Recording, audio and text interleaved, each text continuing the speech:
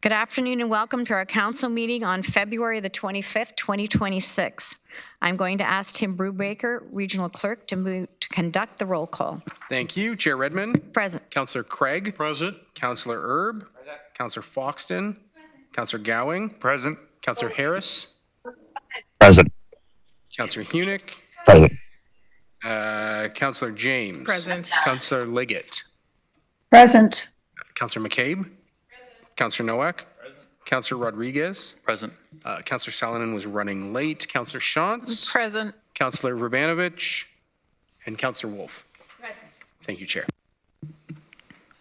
I'd like to acknowledge that the land on which we gather today is the traditional territory of the Haudenosaunee, the Anishinaabe, and the Chinootan peoples. In doing so, I want to reflect on what it means to be doing important community work like we're engaging in collectively today, and also my individual relationship to this land. As a settler, one of the most important aspects of my individual journey towards truth and reconciliation has been to listen. I am continually grateful to a community that shares their stories and their concerns with me. As well as chair of the region, I know I carry a large responsibility to ensure that it is not just myself on the individual level listening and acting, but that as a government we are listening and creating action in the community. I am offering this acknowledgement as one of the many actions I am personally in the region largely is taking on our journey towards reconciliation. We acknowledge the enduring presence of the Indigenous people with whom we share this land today, their achievements and their contributions to our community. There are a few days of significance I would also like to recognize. We are still celebrating Black History Month, a time to celebrate the diversity, culture, and contributions of Black Canadians who are also reflecting on the historical and ongoing impact of systemic racism. It is currently Ramadan, which takes place February 17th to March 19th, subject to moon sighting. Ramadan is the 9th month of the Islamic calendar and is a time for spiritual reflection, prayer, fasting, and charity. Supper is scheduled for 6 p.m. tonight to coincide with the sunset for those who are observing Ramadan. Lent also takes place from February the 8th to April the 2nd and marks a period of reflection, repentance, and fasting. Please feel free to use the multi-space room 221 that provides space for prayer, reflection, and access to a wudu room. Please ask security to access this space if you feel you wanted to access it. February 25th is Pink Shirt Day. Pink Shirt Day started in Nova Scotia in 2007 and is a global anti-bullying campaign encouraging kindness, empathy, and allyship. February 22nd to 28th is Freedom to Read Week. This is an annual event that encourages Canadians to think about and reaffirm their commitment to intellectual freedom.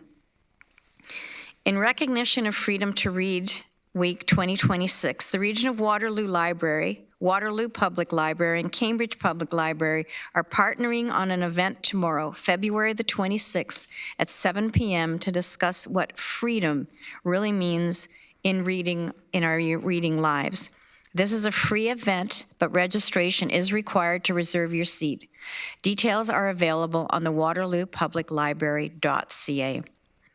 I'd also like to extend a warm welcome to our new Interim Commissioner of Water Services, Ken Brothers. Ken joined the region this past Monday, and we are looking forward to working with him. And I'm thrilled, Ken, that you keep showing up every day. I told you at the time, it isn't getting through the first day, it's whether you show up on the second, so good on you. Are there any declarations of pecuniary interest under the Municipal Conflict of Interest Act? Seeing none, I need a motion to go into closed, and it will be to receive advice that is subject to solicitor-client privilege and related to a proposed acquisition of lands in the City of Waterloo, receiving advice that is subject to solicitor-client privilege relating to an ongoing litigation regarding the encampment at 100 Victoria Street, North Kitchener, and discussion related to a preliminary report on the Ombudsman investigation. If I moved by Councillor Hunick, seconded by Councillor Shantz, please use your e-scribe to vote.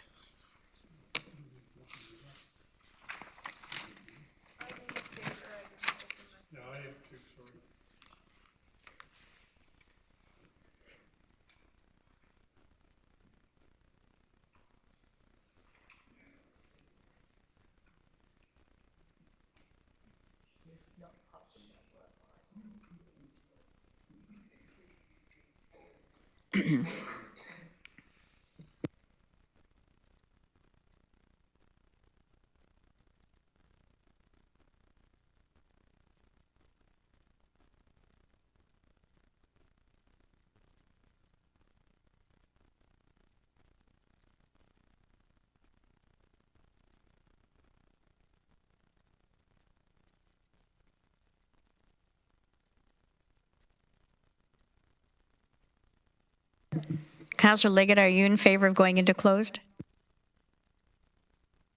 That was a nod, yes. Sorry, yes. Thank you.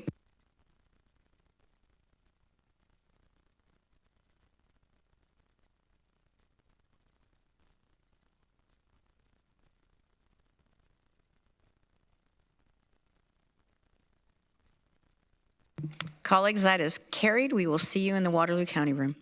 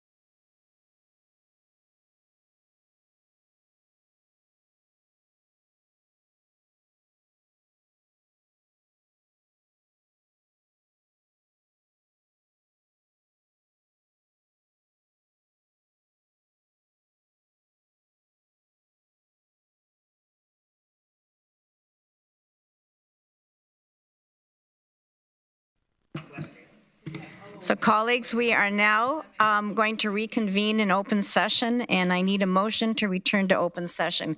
Moved by Councillor Foxton, seconded by Councillor James. Please use e-scribe to vote, and you're voting that council convene into open session.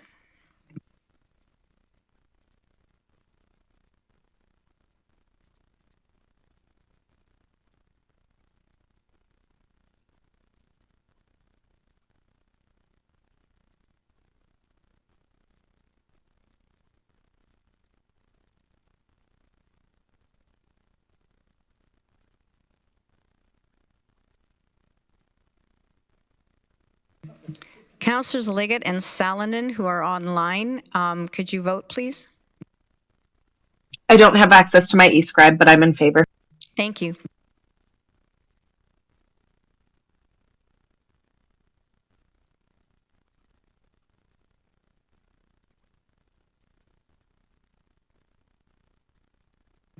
Colleagues, that is carried. We have no presentations, no petitions. We do, however, have delegations tonight. Before we proceed to the ones listed on the agenda, and we've had 2 additional ones register late, I'd like to remind all delegations of some of the guidelines for participation. If you're attending in person, please proceed to the podium when you're called upon to speak. If you're attending virtually, please turn your microphone and your camera on when called upon. You will have 5 minutes to speak if you registered before the deadline, and 3 minutes if you registered afterwards. Additionally, there are some general reminders. If you conduct yourself in any of the following manners, it will result in an immediate removal from the meeting: interrupting councillors, staff, or other delegations; derogatory statements about councillors, staff, or others; turning your camera on at inappropriate times; and hate speech or defamatory comments. When the light on the podium turns yellow, you have 1 minute remaining in your delegation. When the light turns red, that means your time is up.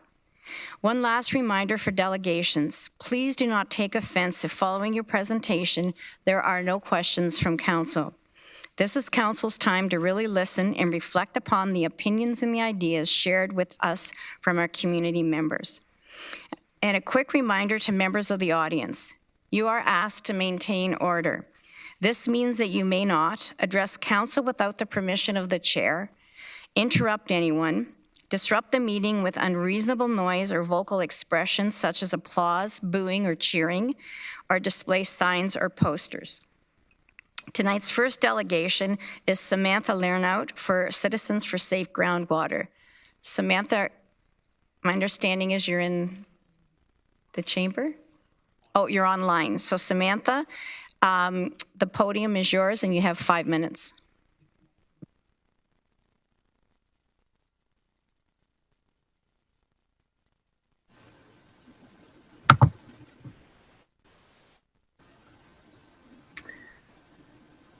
Welcome, Samantha. Hello, can you see me? We can see your slide deck and we can hear you. Can you hear me? Hello. We can hear you. Hi, good evening, Chair. Yeah. Okay, perfect, thank you. Good evening, Chair and Council. I'm here, sorry, yes? You can't hear me?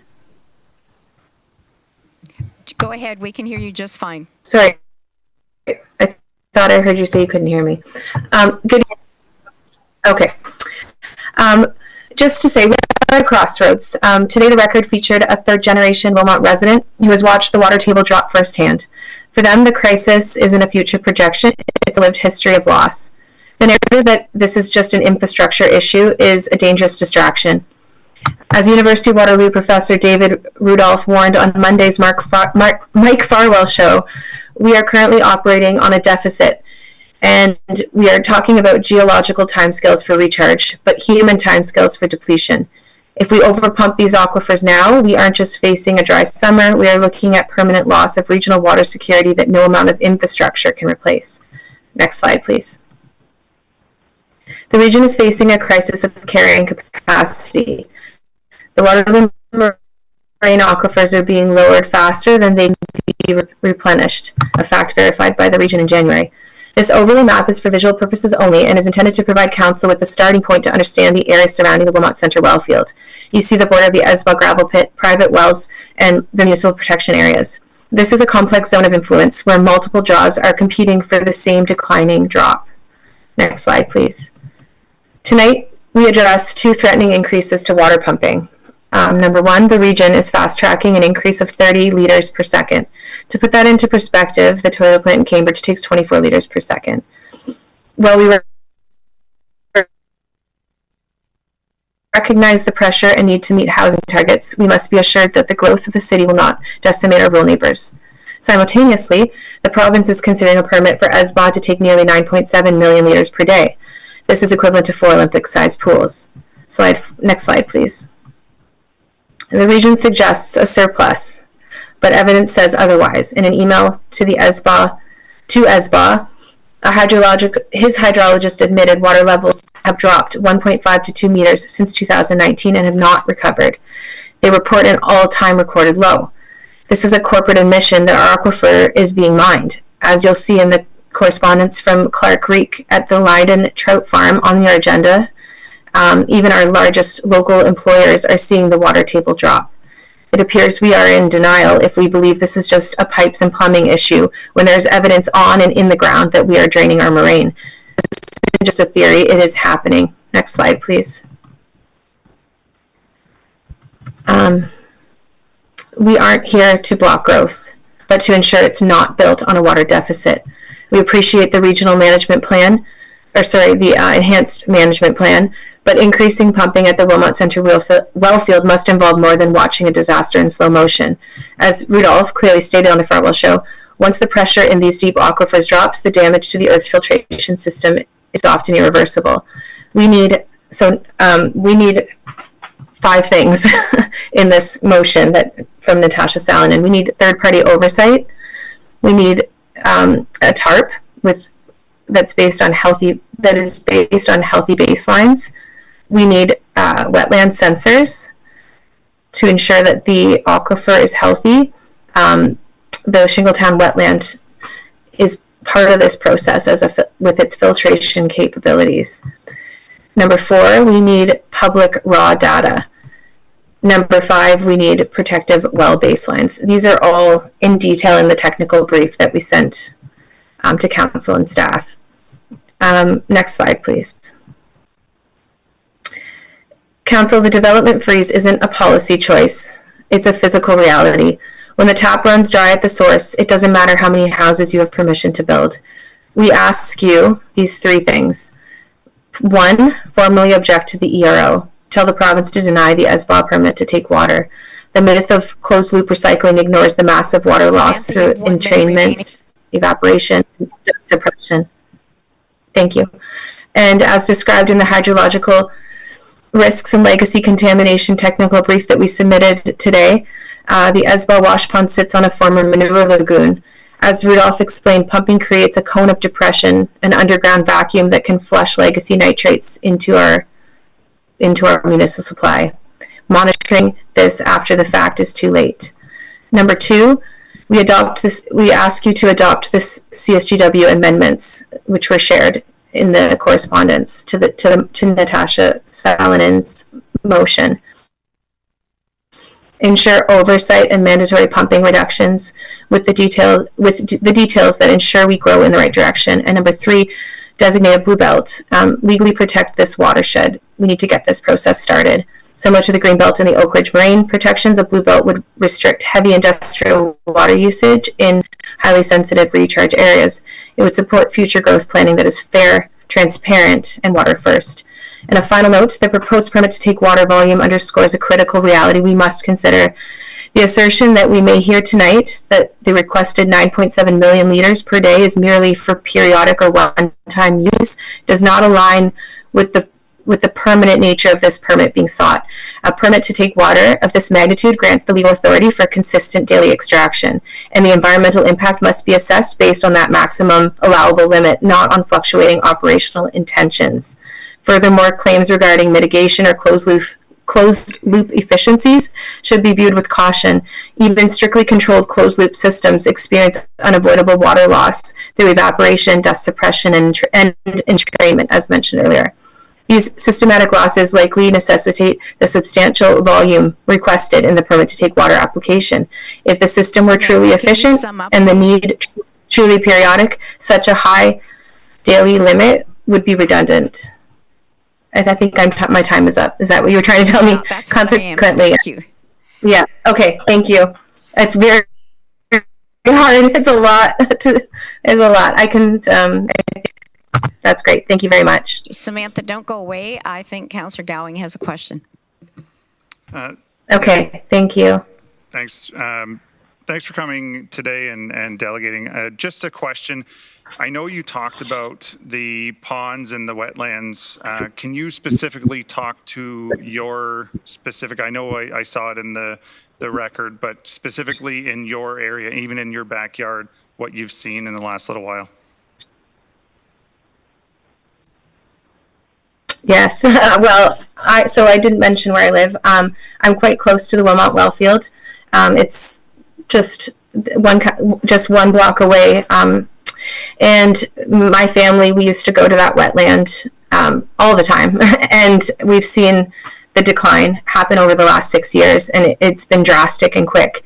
It was in a beautiful condition, a beautiful state, wildlife. We would see ducks. We actually saw a nest of duck eggs the one time we were out there, trumpet swans, amphibians. It was it was a very live wetland, and it has completely dried up, particularly in the last 2 years. And then personally, I have had well failure as well. We lost water for a day. Councillor Gowing, do you have another question? I haven't reported that to. I do have a question, but it's for staff, so I'm just... Not now. Not right now, yeah. Okay, Councillor Hunick. Thank you, Chair. Thank you for the delegation today. I also look forward to supporting Councillor Salinen's motion. The one question that I have with respect to that is the temporary nature of the drawing. Do you have any wisdom or experience or anything to say about whether or not like a temporary draw would be workable? Samantha, did you understand the question? Yes, I thought that's, so I understand that it's a 3-year. What I was trying to read through the agenda, I got as much information as I could, and I haven't had a chance to fully look at the new agenda that came up, but what I had seen on the one that was posted previously, it's a 3-year. They're looking to do this for 3 years. I think it was supposed to be 1 year, but it's come to council's attention that temporary draws are not actually possible, and I just wanted to make sure you and the community are aware of that as well. That would make a lot of sense, because increasing pumping without doing any study does raise a lot of alarm bells, and that's why we have submitted so many technical documents to make sure that we are being protected here. Okay, thank you. Samantha, thank you very much. Thank you. Those are all the questions we have today. The next. I see. Sorry, Chair, I did have my hand up.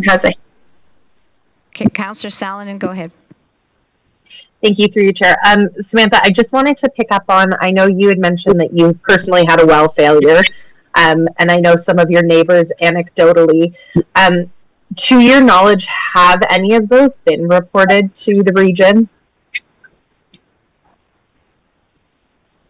To the region, no. To the MNR, yes. Okay. Thank you very much, and thank you for coming out. I think I will say that my neighbor might be reaching out at this. I believe my neighbor was in the process. They're looking into it. This is not something that they are comfortable doing. So I think they've started the process, but no. Okay. Thank you very much. Not that I'm aware of. Thank you, Samantha. Those are all the questions. Thanks. Thank you for delegating. The next delegation is Linda Lapel from Petersburg. Linda, are you here? You're virtual as well. Welcome, Linda. You have 5 minutes. Good evening. My name is Linda Lepple. Thank you for the opportunity to share my concerns regarding threats coming from all four directions to the Shingletown K50 wells, also called the Wilmot Center well field. I speak only to the slides 1 to 8. Are my slides up? One moment, we're just putting them up.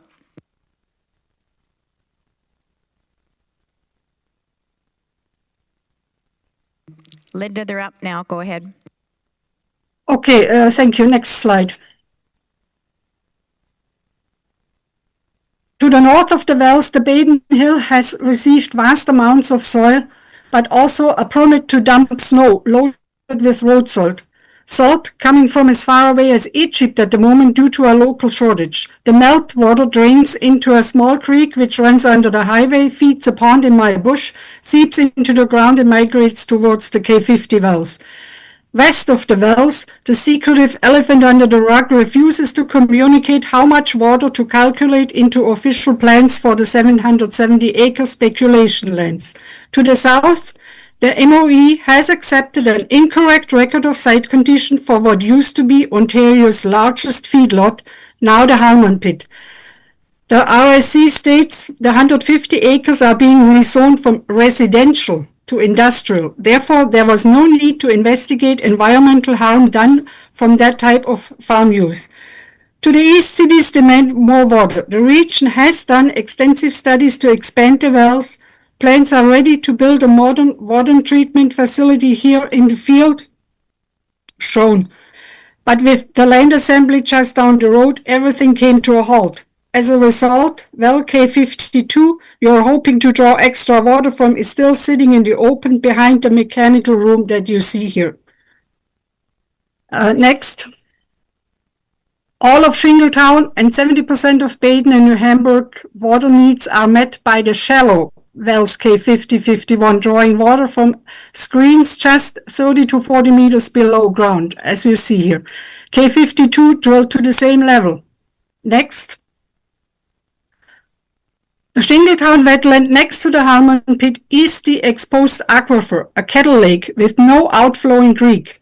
While healthy, the water tested zero nitrate in 2019. Now we see an algae bloom.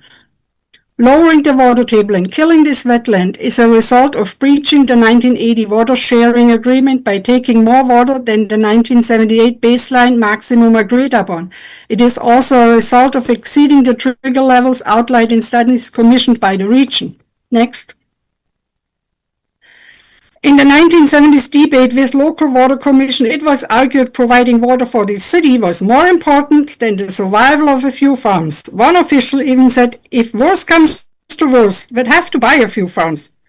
In 1992, the region of Waterloo was again forced to take more water from Wilmot, and Mayor Lynn Mayer's vote. The township would fight every move to take more water from within its borders. We have done our share. Now, 45 years later, we see the damage done, a result of ignoring the agreement and not listening to Wilmot's mayors. Next. The map shows the location of the Wilmot Center wellfield to the Shingletown wetland and to the Halman Pit. Near the proposed wash ponds is the irrigation well drilled to bedrock in 1976 that was used to dilute and spread manure. This well, twice as deep as the K50 wells, is rated 30 liters a second. It was not tested nor described in the hydrological or environmental studies in the rezoning application, nor was its location marked. I beg you on my knees to check the facts and submit a comment to oppose this gravel washing in our drinking water to avoid another Elmira. After all, the ministry itself considers gravel wash water industrial sewage, requiring an environmental compliance approval under Section 20.2 of the Environmental Protection Act. Next. Taking more water from Wilmot is in conflict with the following UN Sustainable Development Goals: clean water and sanitation, reduced inequalities, sustainable cities and communities, responsible consumption and production, climate action, life on land. Details are on slides 10 to 15 that I cannot go to. What we need is to update and strengthen the 1980 water policy and a blue belt protection for our drinking water. Protection that allows for healthy growth. Uncontrolled growth is called cancer. My time is up. I stop here. Thank you, Linda. That's great. I don't see any questions. Thank you very much, Linda, for coming in and delegating and being so respectful of the time. So thank you very much. The next delegation is Robert Cormier from Waterloo. Robert, the floor is yours, and you have 5 minutes to speak.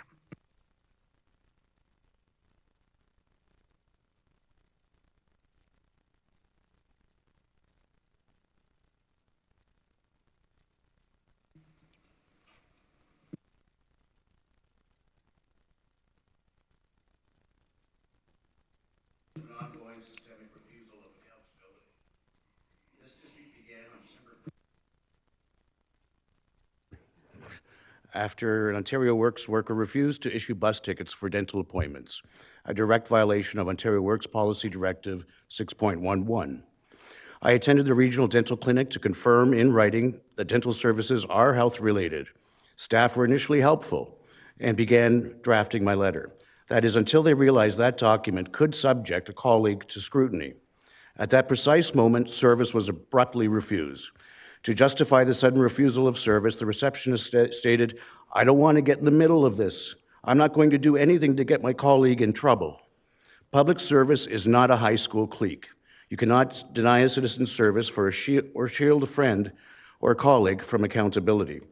When I recorded this refusal to document a breach of regional transparency policy when staff refused to identify themselves and provide the name of their supervisor, the receptionist decided to weaponize the panic button against me, later claiming my camera was an immediate threat to her safety.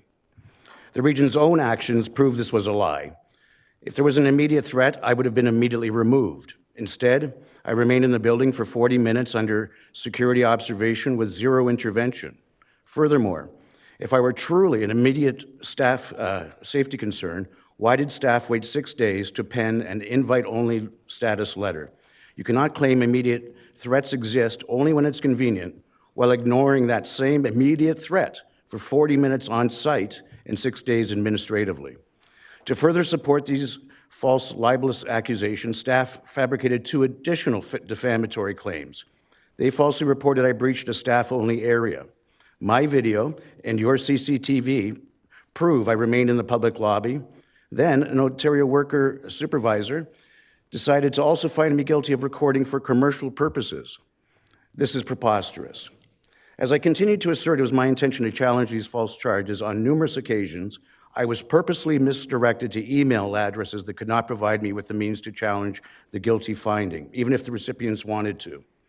Disturbingly, when I attempted to appeal to the director, my communication was intercepted by the same Ontario Works supervisor who authorized the privacy breach to identify me and found me guilty of these false charges. She claimed the email that I sent to the director was sent to the wrong person and informed me that I had no ability to contest her findings. Since when do social workers have the statutory authority to adjudicate municipal bylaws? Thinking of the amount of cameras that are in this building, take a second to think of the cameras that are in this very room. If I informed you now that I perceive your cameras as harassing and intimidating, would any of you stop these proceedings and insist every camera in this building be shut off or in this room? Of course not. What if in a week's time you received a letter from perhaps a local bus driver or a social worker informing that you've been found guilty of a bylaw infraction for recording this meeting because I perceived these cameras as harassment and intimidating? Would you find that lawful? Of course you wouldn't. That would be absurd to say the least. The region labels recording as security when the region does it. But sometimes, apparently, it's harassment and intimidation when a citizen does it to hold you or staff accountable. If staff truly considers a camera and request to transparency policies be upheld, if they truly consider that to be harassment and intimidating, I suggest that that's a training matter for the regional solicitor. The courts are watching. As you know, the courts have stayed this bylaw twice in 2025, citing bad faith. The Canadian Constitution Foundation is currently suing this region over your definition of harassment. And the Supreme Court of Canada, in 2024 Hour and Trans Alta decisions, ruled municipal actions must be reasonable. Fabricating charges to silence a resident is not reasonable. I request the Council to direct the solicitor to immediately stay my invite-only status, investigate why social services staff are impersonating bylaw officers, and review the video evidence and all the other evidence staff has purposely ignored to date. I am recording this for the record, and I look forward to your questions and a written response by the current March 11th deadline. I am also willing to show anyone who's interested in the video I took that proves my innocence. No one's asked for it yet. I can only imagine why. Thank you for your time. Thank you very much, Robert. I see no questions, so thank you for coming in to delegate. Thank you again, Madam Chair.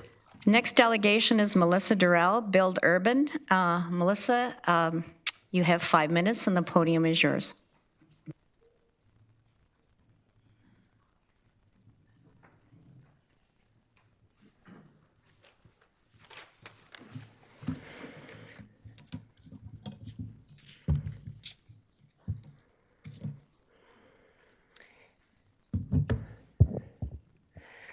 Thank you. Good evening, Regional Chair, members of Council and staff. I'm Melissa Durrell, and I'm speaking on behalf of Build Urban, a coalition of urban developers who have invested billions of dollars in residential, commercial, and mixed-use projects across Waterloo Region.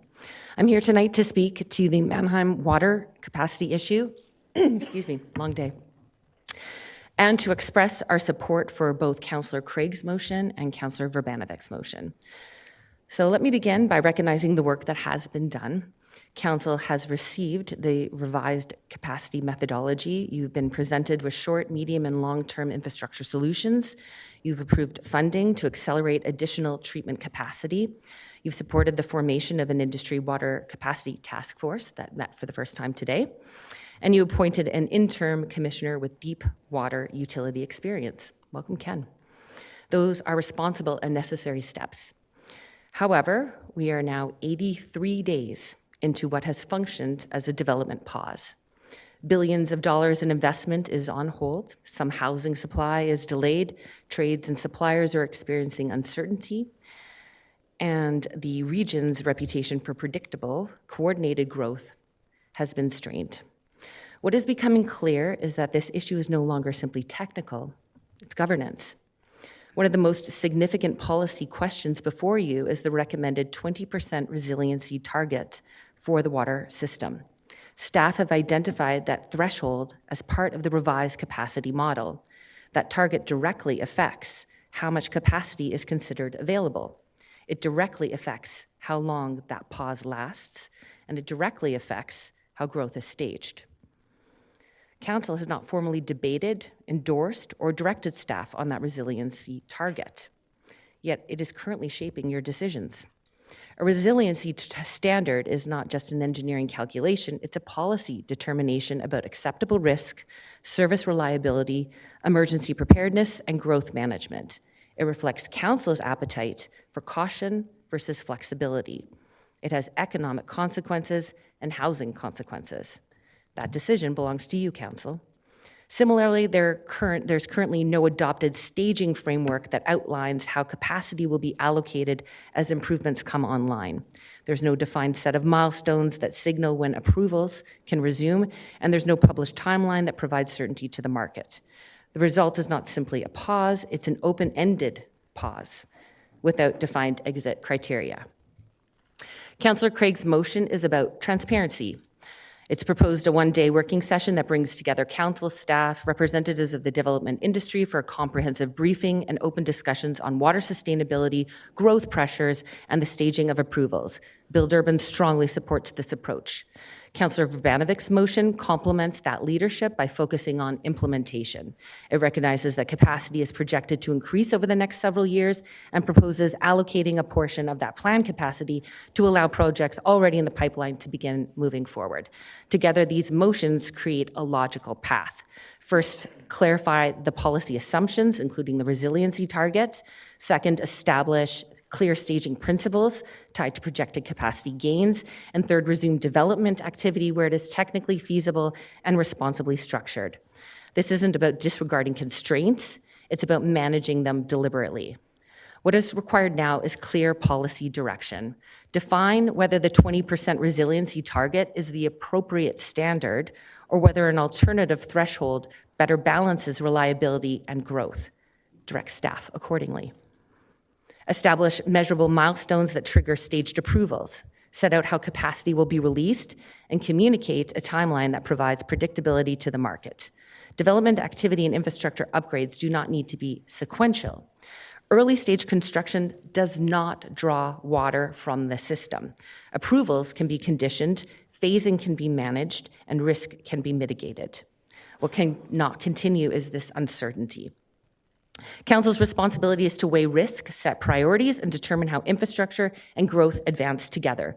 The technical work informs you, it doesn't replace you. Respectfully, I ask you to support both motions, formally weigh in on the resiliency standard, establish a framework, define the pathway out of the pause in a responsible and transparent way. Certainty restores confidence, confidence supports investment, and investment delivers housing and economic stability. This is the moment for Council to lead. Thank you. Thanks very much, Melissa. I don't see any questions right now, so thank you for delegating. Thank you. Next delegation is Apra Maya Rao from Kitchener. Welcome to the podium, and you have 5 minutes.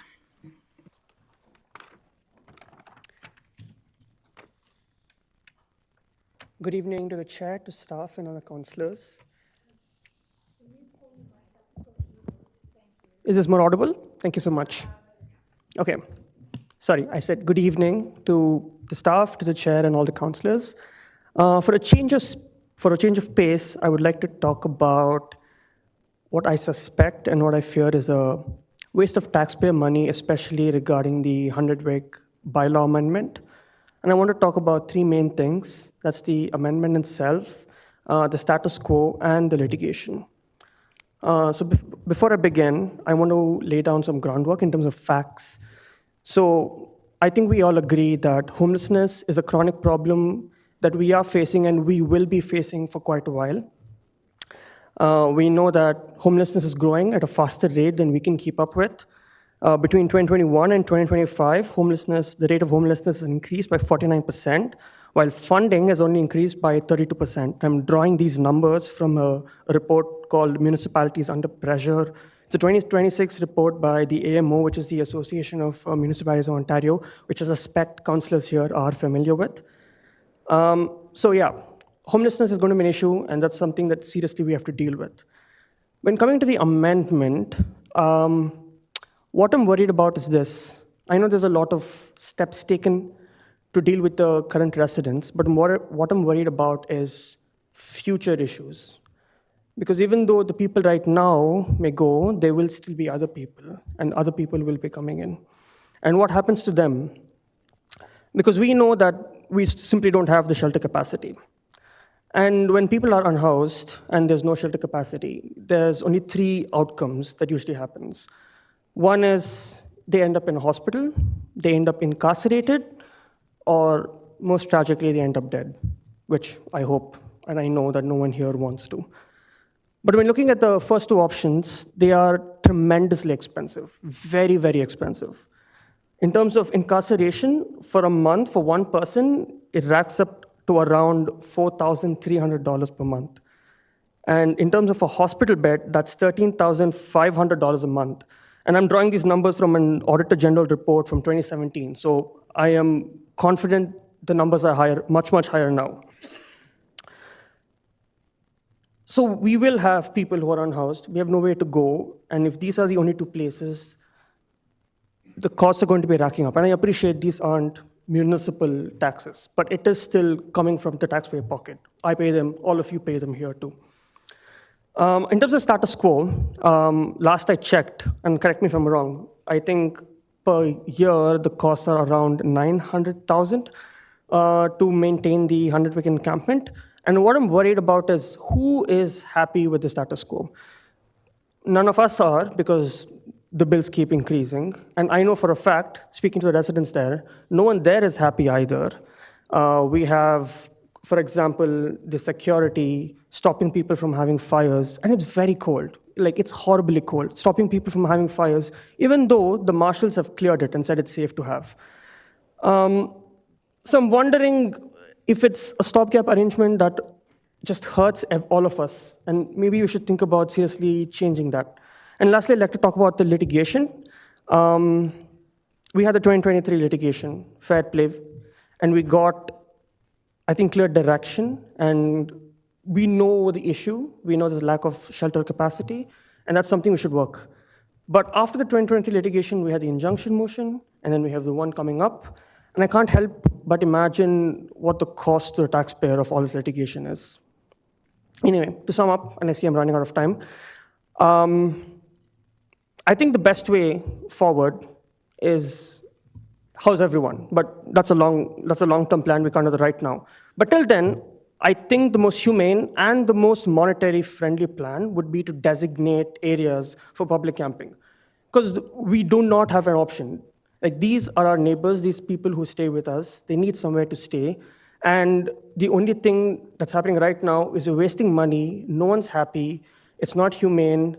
And I just think this could be solved much better. Thank you. Thank you very much. I see no questions, so thank you for delegating tonight. Thank you. The next delegation is Sharon Armstrong, Ontario Stone, Sand and Gravel Association. Sharon, welcome to the podium, and you have 5 minutes. Thank you, and I had some slides.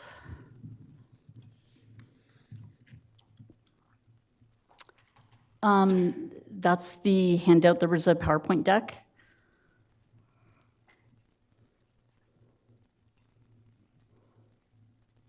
Is this the right deck, Sharon? No.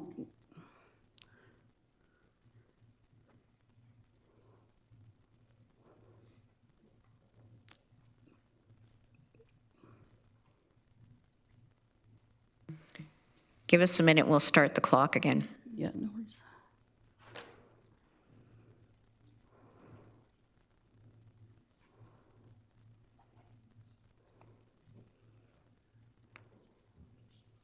There we go. Okay. Perfect. Thank you, Madam Chair, and members of the Council for the opportunity to speak today. I'm joined by my colleague, Dan Hood. He's a hydrogeologist with Hardin Environmental, who will be happy to answer any hydrogeological technical questions for you. I know that water capacity and long-term supply are very much top of mind in the region right now. My goal this evening is simply to explain how water is managed in aggregate operations in the region of Waterloo and what the science shows about impacts. Next slide, please. In this region, permits to take water are issued to operate aggregate wash plants. An example is shown here. You are all likely aware that sand and gravel is the main ingredient in concrete and asphalt, all used to build our modern world.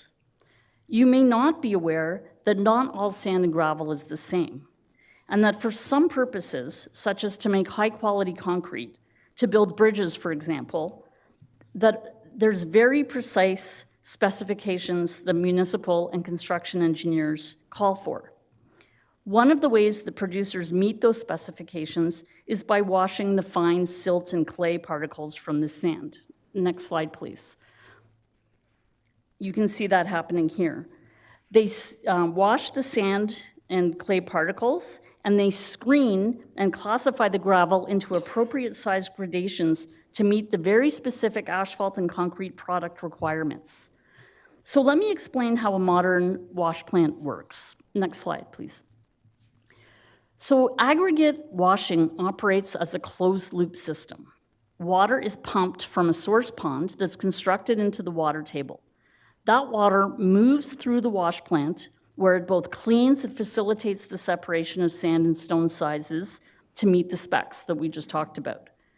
The sediment-laden water then flows into a series of settling ponds where the fine particles settle out. The water is then recirculated back into the wash system. The silt and clay acts to seal the base of the ponds to help retain the wash water for reuse.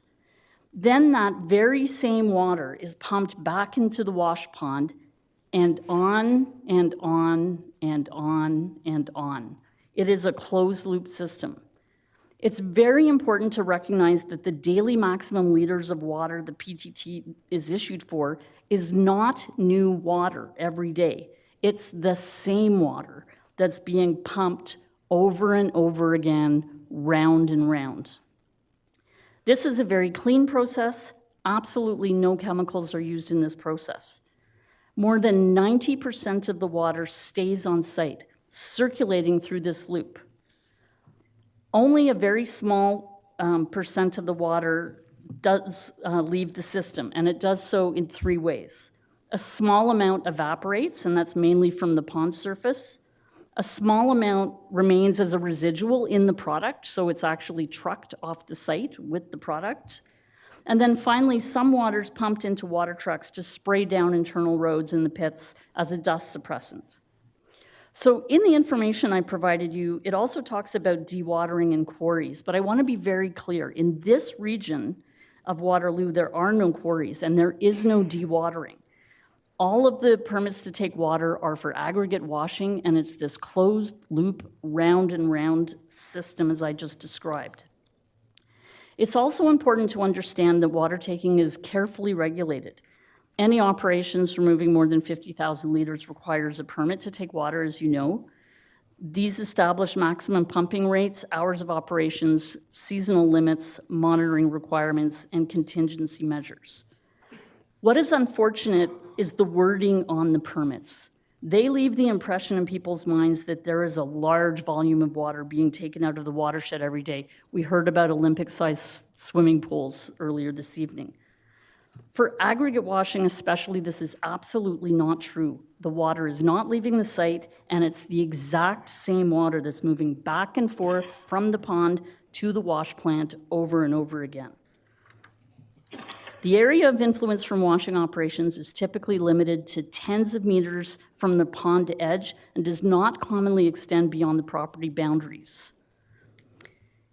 It's very important to understand that aggregate operations are highly studied, monitored, and regulated. They are managing and recirculating water. Aggregate operations are not material contributors to water issues in the region of Waterloo. And maintaining our local close-to-market access to stone, sand, and gravel is paramount to building a stronger region and a stronger Ontario. Thank you. We do have some questions. Councillor Foxton. Thank you, through you, Chair. Hello, Sharon, as we well know each other. I did have the privilege of working with OSSGA for quite some time. And you're right, in this ponding thing, it is a loop system. But what about when you go below the water table? I'm sorry? What about when you go below the water table? So even when you go below the water table, so first off, in the region of Waterloo, so the pits that are below the water table in the region of Waterloo aren't dewatered. So it's not like in a quarry where you're taking water away so that you have to maintain a dry working surface. In this area, in a below water, they dredge, so they don't go below, they take the material out from below water, but they don't remove the water. So there is no dewatering that happens here, so that's the main reason, the main difference. And that's a good point, with the exception of Pushlands, when there were 10 pits in a row taken below the water table, and the water table now is black and green. The water is black and green. So how can we prevent that from happening again? So Puss Lunch is a different area, a little bit from the region of Waterloo. So what is your question? The dredging made the water? Well, you know, there was about 10 pits in a row taken, right, with a little buffer between each of them, because I drove by them one time to meet with you guys, and the water was black and green. So the water in those sites around Push Lynch is typically very clear. It's a very emerald green. The reality of what happens with water in quarries that you're talking about, and even in pits, is that it's actually too pure.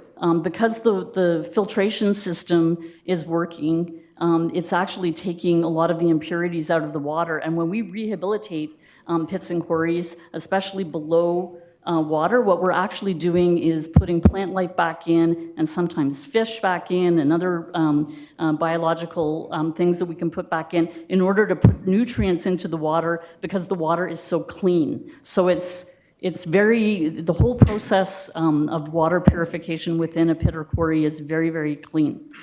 Councillor Foxton, do you want to go back in the queue? No, I'm fine, thank you. Thank you. Councillor Gowing. Thanks, through you, Chair. Just a question. You mentioned that it's a closed loop, and I can appreciate that, and I'm glad to see that.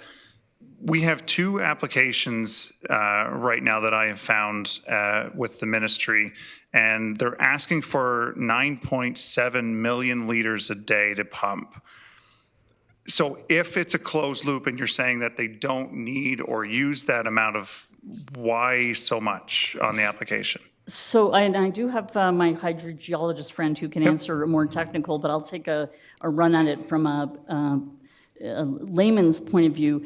Is that you are pumping the water. So you're pumping the water from the wash pond into the wash plant. So you are pumping water. The point I'm trying to make is that you're not pumping new and fresh water, like different water every day. There's a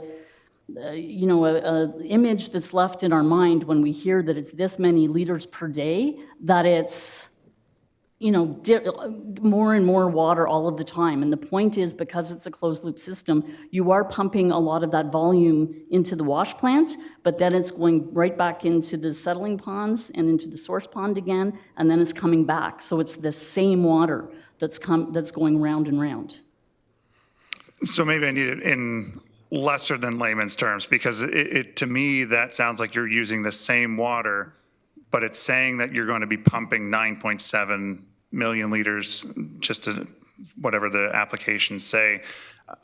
So I'm not understanding if it's the same water. I'm not. So Sharon, because do you want to call a friend? Sure. Yeah. I'm just not connecting the dots there.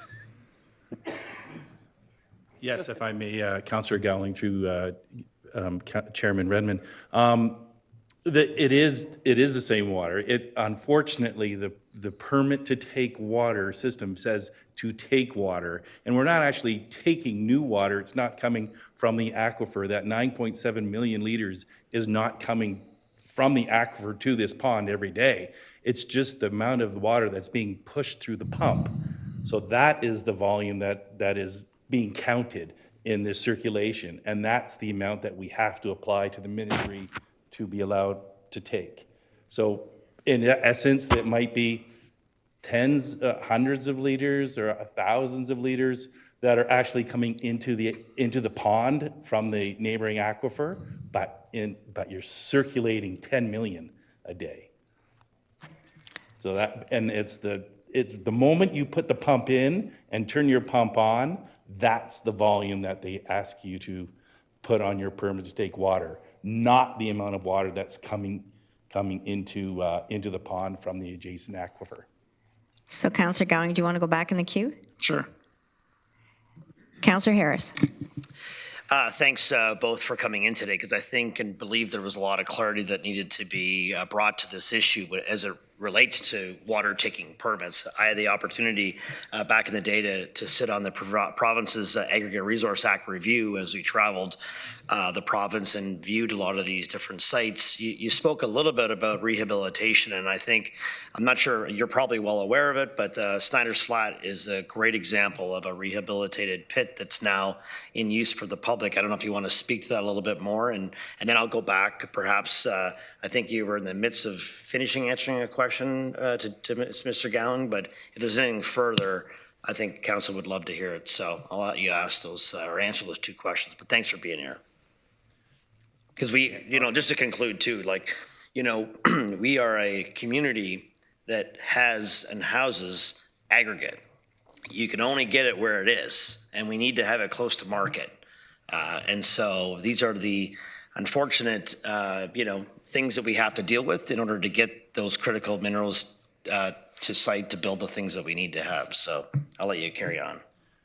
Yeah, just in response to Councillor Harris through Chairman Redmond. Snyder's Flats is a renowned, world-renowned rehabilitation of a gravel pit. It's in the floodplain. It serves a whole bunch of purposes, and we would love to see Santa Gravel Association would love to see that kind of thing happen to every gravel pit. And as the environmental advisor for the Township of Puslinch, who lives and breathes and deals with those 10 gravel pits every single day, we would love to see better things be done with some of those gravel pits. The Great Lake was ported by our former Mayor Whitcomb, and we would love to see some more things get done. But your example of Snyder Flats is fantastic. It is a great example of what can be done with a former gravel pit. Thank you. Councillor Shantz. Thank you. My question was very similar to actually was exactly what Councillor Gowing asked. So I'll ask it a little bit differently, or maybe just make a statement. So if you're taking 9.7 million liters per day out, how many liters per day are you putting back in? And if it's a closed loop system, are you pumping it out of the aquifer daily and putting it back in the aquifer, or do you have a separate pond? And if that's the case, why is the application set up the way it is? Can you go back to the closed loop slide? Is it possible to go back to the closed loop slide? We'll put the slide back up.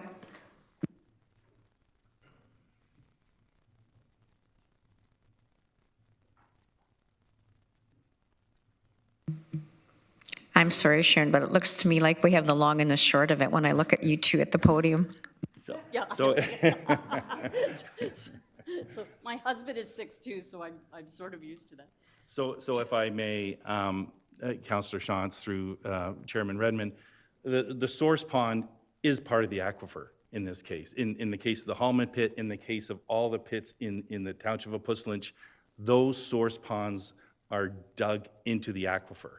And so that pump that you have, that pumps 9.7 million, 12 million, we have an unlimited number in Puslinch Township. We have a pit that has an unlimited number associated with it that pumps that water out of the aquifer, the pond that's in the aquifer. That water gets pumped into the wash plant and goes right back into that pond that is in the aquifer. So it's the pump and the volume on the pump that we have to permit. It's not the water that's being taken from the environment. It's the amount of water that's being pumped by that large industrial pump that has to go round and round and round. That is what is on the permit to take water.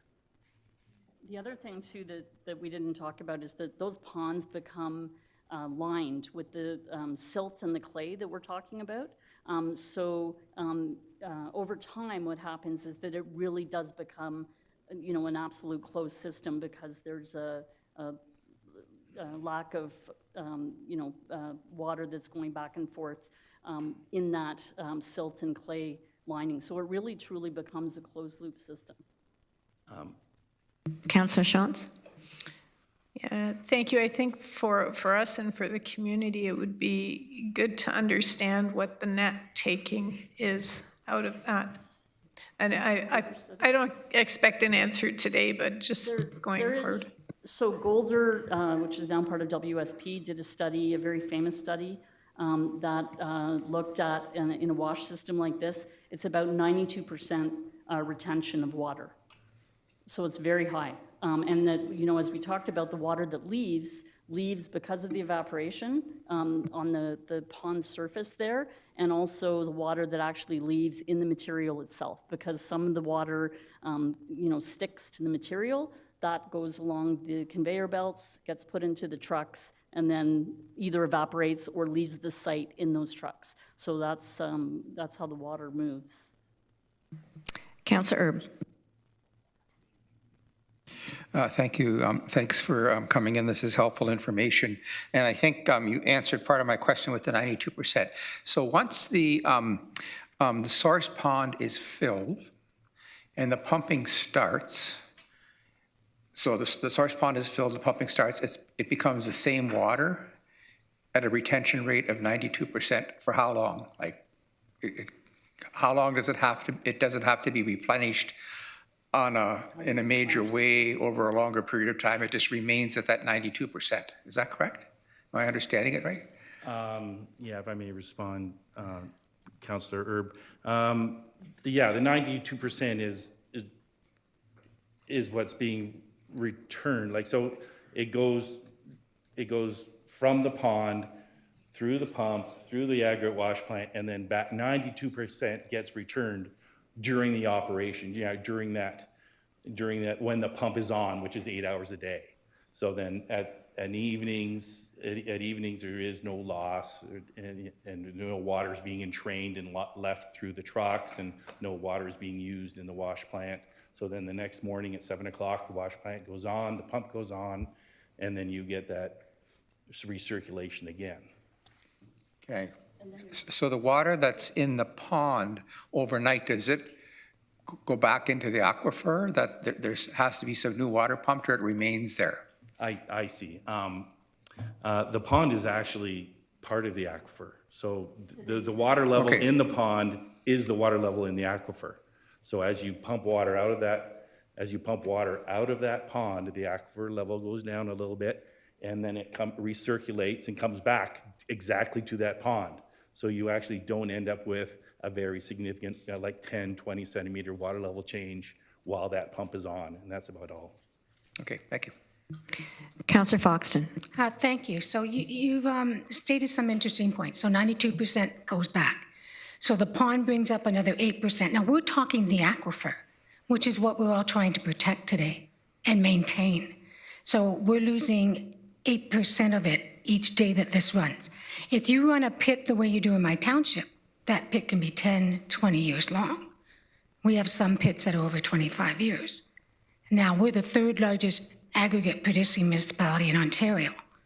So I have concerns about this. Maybe I wouldn't be as concerned if we didn't have the water crisis, but I have a big concern today. And I understand what you're trying to do, and your points are being taken in.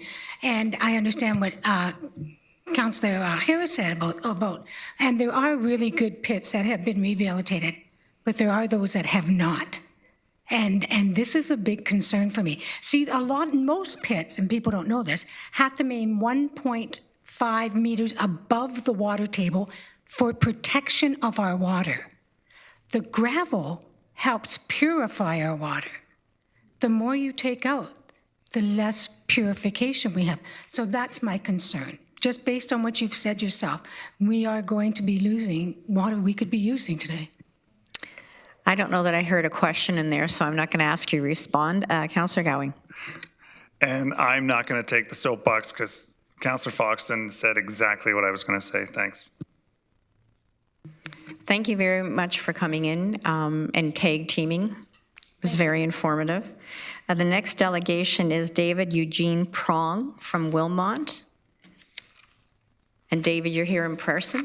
Come on up. You too have brought a friend, I see. The podium is yours and you have 5 minutes. Regional Chair, councillors, and attendees. Good evening. My name is David Prong. I have a nephew here that's very concerned too about the groundwater. I'm a citizen of Wilmot Township. I live on a farm east of Shingletown. Farm shares a fence line on the west side with the Hallman gravel pit. There is a wetland that we both share. This wetland, as far as I know, is an indicator of the groundwater level.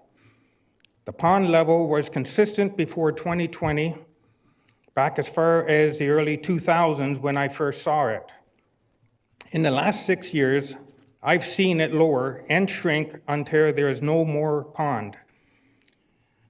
There was a small hole dug near the middle back in the 60s to create two small islands so ducks and geese could nest on. And this shows where the water level is today. It is about 2 feet below the pond bed. When there was water back in 2019, a neighbor went to this pond in waders and took a water sample and had it tested for nitrates. It came back with 0 nitrates, so it was clean water. This shows how well this wetland was at filtering the water. Now there is no water, and the region wants to take more water, 30 liters per second, so I think it is only going to get worse. Many neighbors around me who have wells are already having issues with their wells drying up or slow to recharge. I am worried that the region is moving too fast. We can already see our wetlands are drying up. If you cancel the old 1980 protections, we have nothing left to protect our wetlands and wells that the residents of Wilmot rely on. I support Mayor Solomon's motion on the 1980 policy, but it must include the safety triggers and sentinel wells that Citizens for Safe Groundwater was proposed. We need a warning before the wells go dry, not a report after it's too late. So what I am saying, along with the majority of the people of Wilmot, is do not take away our old protection unless you replace it with something stronger. I have some pictures of the wetland from 2019 to 2025. Could you show me the first slide, please? Which, 2019? So in 2019, the wetland was looking normal and beneficial with all the wildlife, birds enjoying clean water. Next slide. In 2020, the pond still was looking good. Next slide. In 2021, I could see that the water level had dropped a lot even after the spring melt. Next slide. In 2022, there was water in the spring, but you can see it was about half the size, indicating the water level was dropping. In 2023 and 2024, I did not take any pictures as the pond had dried up and it looked ugly.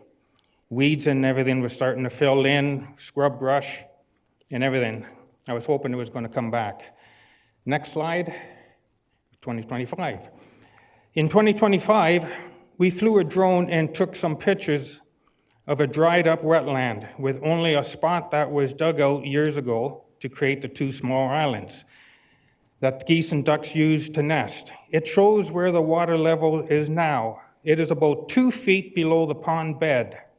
It will take a lot of water to get it back to the 2019 levels, especially if they want to take even more from the aquifer. And the last slide. So the final pictures show that the water table has dropped about 4 to 6 feet. In my opinion, seeing what has happened in the last 5 or so years, taking more water from the aquifer will continue to lower and it may never recover. Thank you. Thank you, David. I see no questions, but thank you very much, both of you, for coming. Oh, sorry, Chair, I had my hand up. Councillor Salonen, go ahead. Thank you. Thank you very much for coming to delegate tonight. I just wanted to follow up. I know you had mentioned some of your neighbors have experienced issues with their wells over the last few years. Do you know if any of those have been reported through the regional process that exists? I'm not really sure on that. I think there's someone delegating after me or a few after me that might have that. Not a problem. Okay. Thought I would just ask. Thank you very much for coming tonight. Thank you. Those are all the questions. Thank you very much. The next delegation is Theo Zhu. Theo, welcome. You're from Waterloo, and you have 5 minutes.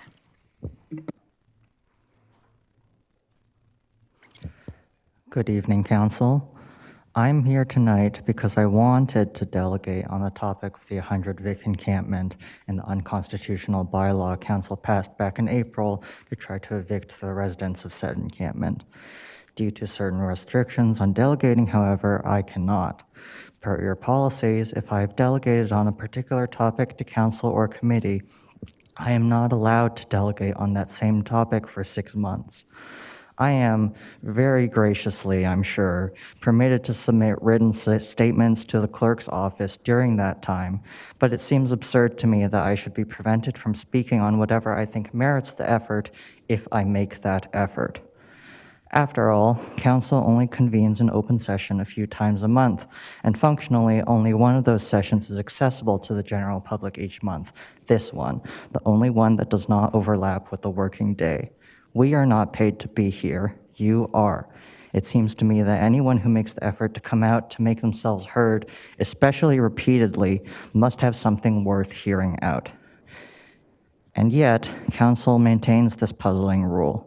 Perhaps the idea is to ensure that members of the public take delegating seriously and make their speeches thoughtful and to the point. Perhaps I would give credence to this idea if Council showed any sign that public delegations impact Council's decision-making at all. At the public input meeting in January on amendments to the 100 Vic bylaw, over 20 delegations told Council in no uncertain terms that we did not want these amendments. Many spoke from the perspective that these amendments served only to reinforce the original bylaw's legitimacy, which remains fundamentally anti-human rights and unconstitutional. One spoke from the perspective that fussing with such amendments now was a waste of staff time and taxpayer money. Personally, I find this hilarious, but the point is, no one spoke in favor of the amendments. Council passed these amendments anyways. I've watched my friends and community members time and again express to Council their frustration with the ongoing legal battle over 100 Vic. I've watched them advocate for the needs and rights of encampment residents, such as basic sanitation facilities and warming and cooling centers. I've watched them suggest excellent alternatives to the encampment, such as the abandoned Charles Street bus terminal, which I understand that Council now intends to sell off to the highest bidder. I've watched Council continuously make decisions with little to no regard for the public input that is apparently the bedrock of this democratic system, save when that input aligns with Council's existing interests. So you'll forgive me if, given all these experiences, I think delegating is a farce, and I think the 6-month rule is an extension of this farce. This rule does not make me take delegating more seriously. It simply reinforces to me that Council would prefer to cover their ears and shut their eyes to the realities that their constituents live with. Thank you. Theo, we do have a question. Councillor Hunick. Thank you for coming, Theo. Thank you, Chair. Thank you for coming, Theo. This is the first that I've heard of the 6-month rule, and I can think of at least 2 delegates who have come repeatedly in the last 6 months. Talking on the same topics. And so I'm wondering where you got the information from that you can't delegate within 6 months. Well, so I submitted a form to delegate again at this meeting. I submitted it with the topic of the 100 Vic bylaw encampment bylaw, and I received an email back from staff saying that given that I had delegated at the public input meeting in January, I was not allowed to delegate on the same topic again in 6 months. I have the email right here. I could send it to all of you if you like. I'm not sure I need that, but I will follow up. Thank you. Thank you. Thank you, Theo. Next delegation is Sophia Wajda. Sophia, welcome. You have the floor and you have 5 minutes. Thank you. Good evening, council and staff. I would like to make the same comment as Theo before me. So I also delegated last month about the 100 Vic amendment in the bylaw, and being unhappy with the events that occurred about that over the last month, I wanted to say some things again, but turns out I cannot delegate about the same thing within a 6-month period. And discovering the rule, I'm really surprised. This is a democratic institution in a democratic country, and ability to speak to representatives of the government seems to me to be one of the cornerstones of democracy. Municipal council is the lowest level of government and is supposed to be the closest to the residents. So I can't really see a reason for that rule to be in place. Last month, like Theo said, over 20 people delegated, and almost unanimously, we expressed our unhappiness with the council's incapability or just refusal to solve or even tackle the homelessness issue. Continuous criminalizing of homelessness is putting people's well-being and lives at risk, and it's costing us a lot in taxpayers' money. Even though so many people expressed their discontent, not only did you vote for the amendment without considering any of the voices against it, but also refused to vote for looking into an alternate safe camping site, which would be a great temporary solution. Especially in a situation when the issue is persisting over multiple months and the council so blatantly refuses to hear to constituents, I can only see this 6 months rule as an attempt to avoid accountability and just quiet people's concerned voices. So once again, I have not seen that rule in any other democratic institution in this democratic country, and I would urge you to look into that. Thank you. Thank you, Sophia. I see no questions. The next delegation is Martha Bricker from Wilmot. Martha, you're in person. Welcome to the podium. You have 5 minutes and the floor is yours. Good evening, Chair, members, and Council. My name is Martha Bricker. My husband, Dave, and I reside at 1768 Whitmer Road in Petersburg. We have called this region home for 50 years. You may have read about our struggles in the article, but in the record by Terry Pender, titled Drying Wells and Drying Wetlands. We are here today because our private well, our sole source of water, is failing. I need you to understand the impact this has on a senior in this region. Since 1975, our well has gone dry maybe 4 or 5 times. Now it has run dry multiple times since last fall. We have filled jugs of water on hand to flush the toilet, wash hands, cook, and so on, while we wait the 12 hours for the well to recover. Every morning I wake up and my first thought is, well, what can I do today and not run out of water? I can't simply take a shower, do a load of laundry, or use the dishwasher. I must plan my activities accordingly. We often have relatives from out of town stay with us, but that's really not longer possible. We are constantly concerned about burning out our pump. This is not just a maintenance issue, it's a constant burden on our shoulders. The cost of fixing this is beyond the means of a couple on a fixed income. But beyond the financial aspect, it's a loss of dignity. No senior in their 70s or 80s should have to haul jugs of water from the basement just to flush the toilet. We pay our taxes just like everyone else and feel neglected by the systems meant to protect our region's resources. I'm asking you to look beyond the technical maps and see the people behind the property lines. We are the stewards of this land, but we feel forgotten. If our wells go dry, our homes lose their value, and our community loses its legacy. Please do not leave us high and dry. We need a real human solution for private well owners. Thank you for your time and listening to my story. Thank you. Councillor Salonen has a question. Thank you, through you, Chair, and thank you very much, Martha. I saw both your comments in the article and experience, and I'm sorry to hear that you guys are going through that, and thank you for sharing that at Council. My question is, have you reported that through the region's system that your well has been having issues? No. Or are you even aware that the region has a protocol for reporting that? That's what I was going to say. I'm not aware that there was a protocol, but if I knew, then I would. Okay. Yeah. Okay, thank you very much for that. And yes, I would suggest, so there is currently a process. To be fair, I only just learned about it at our last committee meeting, but I would recommend that you guys do certainly report that to the region. Okay, all right, thank you.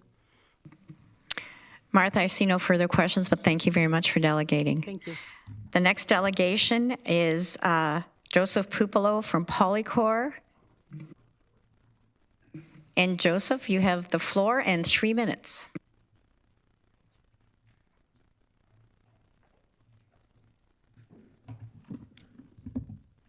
Thank you, through the Chair. I'll keep my remarks brief.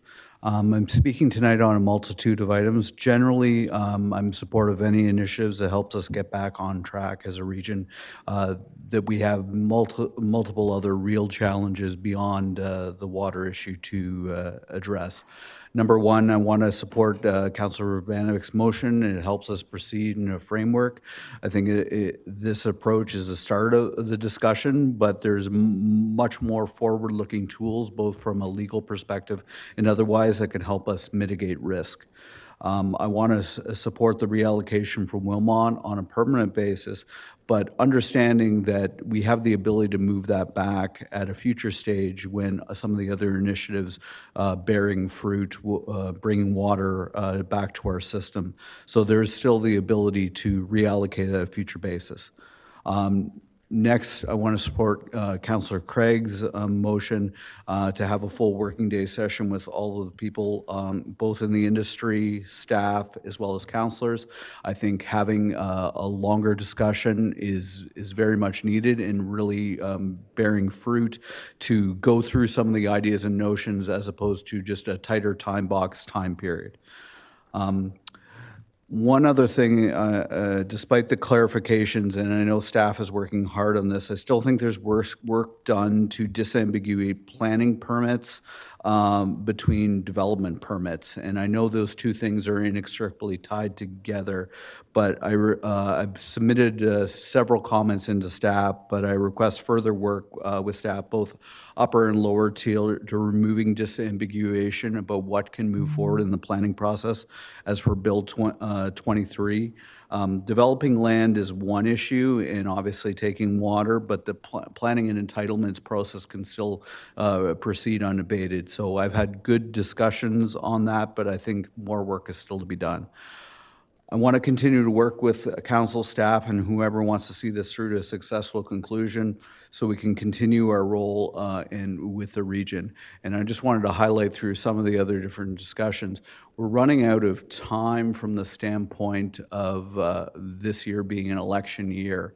And I want to really, I know it seems like we have a lot of time to get resolution on some of these bigger ticket items, but we need to come to a resolution in a framework that's going to allow us to go forward. So I just wanted to highlight that. I'm sure everyone's aware, but it's going to come up on us faster than we know it. Thank you. Thank you very much, Joseph. I have to say, I think everybody around this horseshoe is aware it's an election year, but it's a good reminder. I see no questions, so thank you very much. The next delegation is Larry Massio, Waterloo Home Builders Association. And Larry, I think you're joining us virtually. And I am. You have 3 minutes. Go ahead. Thank you. You can hear me okay? We can. Great. Okay. So thank you. Good evening, Chair Redmond and members, Regional Council. I'm speaking to you tonight because our representatives to the region's water supply development stakeholders group have been asked to sign non-disclosure agreements that will preclude those representatives from discussing the situation with key individuals within our organization. We understand the water supply planning involves very sensitive information, and we appreciate that the region must manage this information responsibly to protect the integrity of its operations. However, with that said, we're here today because the current non-disclosure agreement limits our ability to meaningfully participate in the process as a large industry organization. We have heeded the region's request to hear from qualified water experts, and in that regard, we have retained highly qualified consultants to participate on our behalf. But those consultants need to be able to report back and discuss findings to our organization. It's not workable for only a few designated individuals to receive, interpret, and respond to the complex technical information on behalf of an organization comprised of over 160 member companies.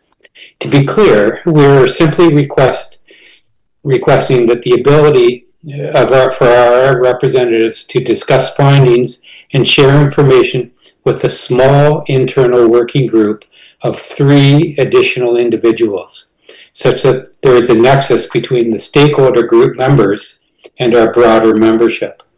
This approach would preserve the region's need for confidentiality, since every individual with access would still be under the same legal obligations for non-disclosure, but it will also allow us to meet the region's expectations that our participation be informed, constructive, and technically sound. And it will also ensure fair and effective representation for our more than 160 members, whose businesses, employees, and future projects are directly affected by this issue. So in closing, we believe that this request is reasonable, responsible, and fully aligned with the public interest. It will also strengthen the quality of the dialogue and improve the technical feedback that we are able to provide to the region so that you can make well-informed decisions. So thank you for your time, and if there are any questions, I would be happy to try to answer them. Thanks, Larry, and don't go anywhere because we have one. Councillor Harris. Yeah, I do have a question. Larry, thanks for coming in and speaking to this. Obviously, I think we're all aligned in terms of, being very transparent with the community, but at the same time, engaging experts. And we want to thank, obviously, those folks that have joined this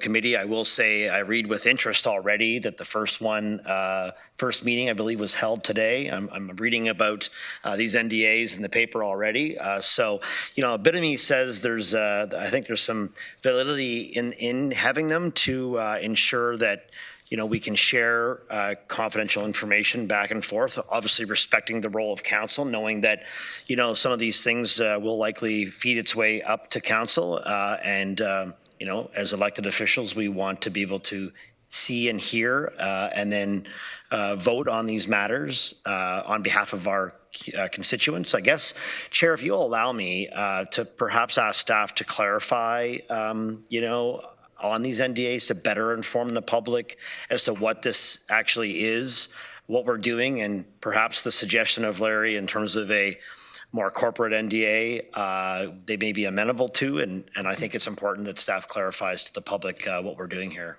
I am going to allow Mr. Regier to respond, and Larry, I don't think that question was to you, but I think Councillor Harris wants you to hear the answer. So Rod, do you want to go ahead? Yeah, through you, Chair Redmond. Yes, certainly. Our objectives with this NDA were described by Councillor Harris, to make sure that we had the freedom to have confidential conversations about emerging issues, opportunities, and analyses, and that didn't preclude council from being apprised early in the discussions. So we are comfortable with engaging in corporate NDAs. We do that periodically with other organizations. I'd be happy to sit down with Larry and discuss the specific suggestions that they're making. and the way that they want to deal with the information. And certainly, let's have more detailed conversation about that. Councillor Harris? Thank you. So that is the end of our delegations, colleagues. There has been some comments from other council members about hearing from staff. So I'm going to ask staff we're going to bring up 13.2, which is the Mannheim Service Water Capacity Constraint clarifying information. And Amy Shaw, Acting Director of Water and Wastewater Operations, is going to speak to this report. Councillor Craig, did you have a question for the last delegation? Larry, are you still there? I am. Oh, no, I have a question of staff. The NDAs, it's news to me tonight. Maybe I should get a newspaper, but what is happening here? Like, I'm a bit confused about what is happening in terms of the ability to provide information and for us to understand what's going on. Why weren't we informed about this? Mr. Getsky is going to respond. Through you, Chair, I think the objective was to of these working groups with the various stakeholders is to be able to show them the freshest information possible and a number of working documents that are not for public consumption. For example, we've talked about the white paper. We shared a version 0 of the white paper, received hundreds of comments. This is not a public document yet. It's a working document. And once we've absorbed the comments that we've had from area municipalities and stakeholders, we'll bring that back to council, and then it will become a public document.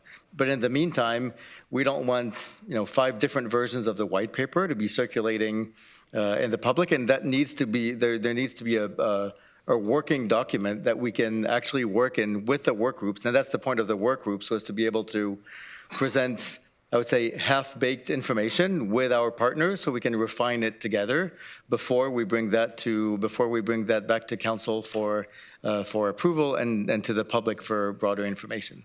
And so that's what the NDAs are helping us with, is to make sure that we're leaving these working documents within the group of stakeholders that are part of that. And I think at the end of, I know I was talking to Commissioner Regier earlier today about the development stakeholder group that met today. At the end of the meeting, they reviewed, there's a whole bunch of information that was presented that was similar to the presentation that's on agenda 13.2 tonight, and that was made clear that information is public. You can share it as broadly as you want, but the draft documents that we're working on, please don't share them beyond the circle of the people who are part of the work group. That's kind of the logic that's behind it. I just wish we had had this information ahead of time. I don't like to be surprised about these kind of things. And it reads a negative tone to it when it comes out the way it does. Anyways, thank you, Ms. Thank you. So we're going to now move up 13.2. And again, this has information that is going to be presented. Amy, you're going to present it? No, I'm just going to introduce it, if that's okay. Okay. Ryan Snyder, the manager of water operations, and Jeff Murrows, the manager of hydrogeology and water programs, will be doing the actual presentation. So following the February 10th SID committee, where there was over 20 delegates that came to speak about the Mannheim capacity constraint, we were asked to come back with a bit of a clarifying presentation, and that's what we are doing here tonight. So this report clarifies key information on the operational and regulatory risks of running a system continually above the sustainable capacity and without adequate operational resiliency. It's also going to outline the impacts on local development and the region's development charges, status, and financial resolution. So there's 3 different components to this presentation. The attached presentation provides additional information on the region's water capacity constraint in the Mannheim service area using the most up-to-date operational and hydrogeological data available. So through this information, staff will clarify any misunderstandings or misinterpretation around the use of the data that has been released by the region to date. So with that, I'm going to call up Ryan Snyder. Thank you. And through you, Madam Chair, maybe we can jump to the first slide here. And we'll go to the next slide. There we go. Yes, so you'll often hear the region's drinking water system referred to as Canada's most complex system. And I just want to clarify to start here why that is. So you can see here this overview of Ontario. If you look at kind of the arrowhead shape of Southern Ontario, you can see we're surrounded by the largest freshwater resources in the world. And we are in the most inconvenient possible location in Southern Ontario to access those freshwater resources. So as a result, we are a groundwater-based community, and we are Canada's largest municipal groundwater user. So if I could get one click. There's not too many of those. So just an overview of the system. It serves 700,000 people approximately and 10,000 businesses within the region of Waterloo. It's spread out over a very broad geography. We have a really interesting client base where we serve major metropolitan cities and tiny villages, all spread out over the breadth of the region. So across all of that geography, we have quite a bit of infrastructure. So it's broken down into 19 regulated subsystems, which means we are in a state of constant inspection by the MECP. Our inspections go year-round, pretty much every day of the year. And within those systems, we have 50 water treatment facilities. And when I say 50 water treatment facilities, I don't mean Mannheim, our surface water plant, and a bunch of little well houses. Many of those 50 water treatment facilities are very complex in and of themselves. So we have advanced oxidation plant facilities that treat contaminated groundwater. We have over a dozen filter plants, quite a lot of complexity. In fact, the only common treatment technology we don't currently use is membrane filtration. And as you know, we're working towards that at Mannheim. So we will have pretty much every treatment technology available for common municipal water treatment. Within that, we also have 100 wells, 15 pumping stations, 17 tanks and reservoirs, 37 chambers on SCADA, and hundreds of others. I could go on, but I think I've got my point across. We'll move to the next slide here. So I wanted to pause here quickly, and I promise this will be the only slide where I'm walking through a table of numbers and doing math with you. It'll get a little more interesting as we move on. But I just wanted to pause and talk about sustainable capacity and operational resiliency, because I think we've been struggling a little bit as a community to come to a consensus understanding of what those terms mean. So this will be my attempt at kind of taking us a couple steps towards that consensus understanding that I think is so important to working towards solutions. So here in line A, this is the 1455 liters a second that everybody's familiar with. This is our sustainable capacity. And I just want to talk very quickly about how that number was arrived at. So through the water supply strategy update, that began with a process of looking at every license we have, every permit we have, line by line to say, on paper, what should our capacity be? And then that was verified with 5 years of operational data for each facility. So look at what we've done over the last 5 years, and how does that stack up with what on paper our capacity should be? And then the water supply strategy update took a really important step of going through really painstaking workshops with people like me, people like Jeff in hydrogeology, to say where we have discrepancies between our SCADA data and our paper permit capacity, what is going on there? Is that a small update? Can we truth it out with a stress test, or do we have a significant infrastructure or groundwater limitation? So after going through that process, we have very high confidence that that is the number that is correct for our sustainable capacity. And an important thing to understand about that number is that assumes that every facility is operational. And as we get further into the presentation, I think you'll see that that is almost never the case. And as a result, we need some degree of operational resiliency to ensure we're maintaining our supply to the community's needs. So that brought up the idea of operational resiliency. That was a process of looking back at all of our facility offline time, which I'll get into a little more later, but since 2021, we've been tracking our facilities going offline. And we looked at that, we assessed it, we assessed our capacity, we assessed individual facility redundancy, how resilient are individual facilities, and we came up with, and then truthed it out with a consultant, that 20% is the absolute bare minimum we need to maintain our fit state of repair. And you'll see as I work through the rest of this table, that number doesn't come up again, because currently we don't have that 20% operational resiliency. That's not something we have and we're trying to hang on to, or something we're saving for a rainy day. That is something we need to build towards, but today we don't have it. So that moves us on to line C here. This is 2025 average day demand. This is what I'm gonna base our existing operational resiliency on. The reason I've chosen average day demand is I didn't want to get into which building permits are coming online when, which subdivision approvals are coming online when. This is truly just what we produced in the year of 2025 in the Mannheim service area, divided by 365 days for an average day demand. So that is that 1344 liters a second.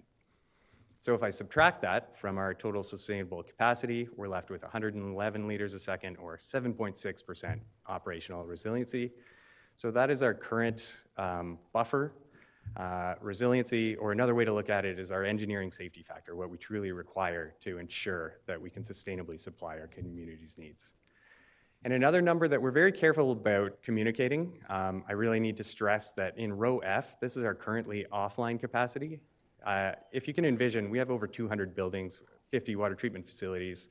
They're going offline and coming online every week. We have to do asset renewals, well rehabs, capital upgrades, and we have emergency shutdowns. So that's a highly fluctuating number. So you see in brackets there, I've said today. So today, as of February 25th, we have 208 liters a second offline. So if I take that off of our sustainable capacity, that leaves us with a today's sustainable capacity, February 25th, 1,247 liters a second, which leaves us in a deficit. So our current operational resiliency would be minus 97 liters a second, or minus 6.7%. The obvious question when you see that we're in a deficit is, why was I able to take a shower this morning? Why are we all drinking glasses of safe water from the regional Waterloo? And the answer is we have peaking capacity. So we have about 380 liters a second of additional capacity that we can use to peak to meet our maximum week demands, unexpected demands like water main breaks. But typically we would see that being used in the summer, not necessarily on a frigid February day when the aquifers should probably be resting. And that is a state we have been in, as we saw in the Agile report, for the last 3 years. So if we move to the next slide, we're going to talk a little bit about the risks of peaking, and this is where I hand it over to a hydrogeologist to talk about the hydrogeological aspects.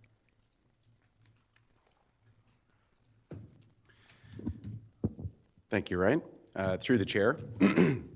So as Ryan alluded to, for the past 3 years, based on the information presented in the Agile report, we've been taking more water out of the ground than what is sustainable. So we've been in a state of peaking or overpumping for 3 years. And that's a state that you don't want to be in for an extended period of time. We want to use our peaking supply to deal with our peak demands for weeks or months at a time, preferably not years. So one of the questions that I do keep hearing is, well, we've been doing this for the past few years, can't we keep doing it? And we have to drill down into what we're observing in the natural environment to help answer that question.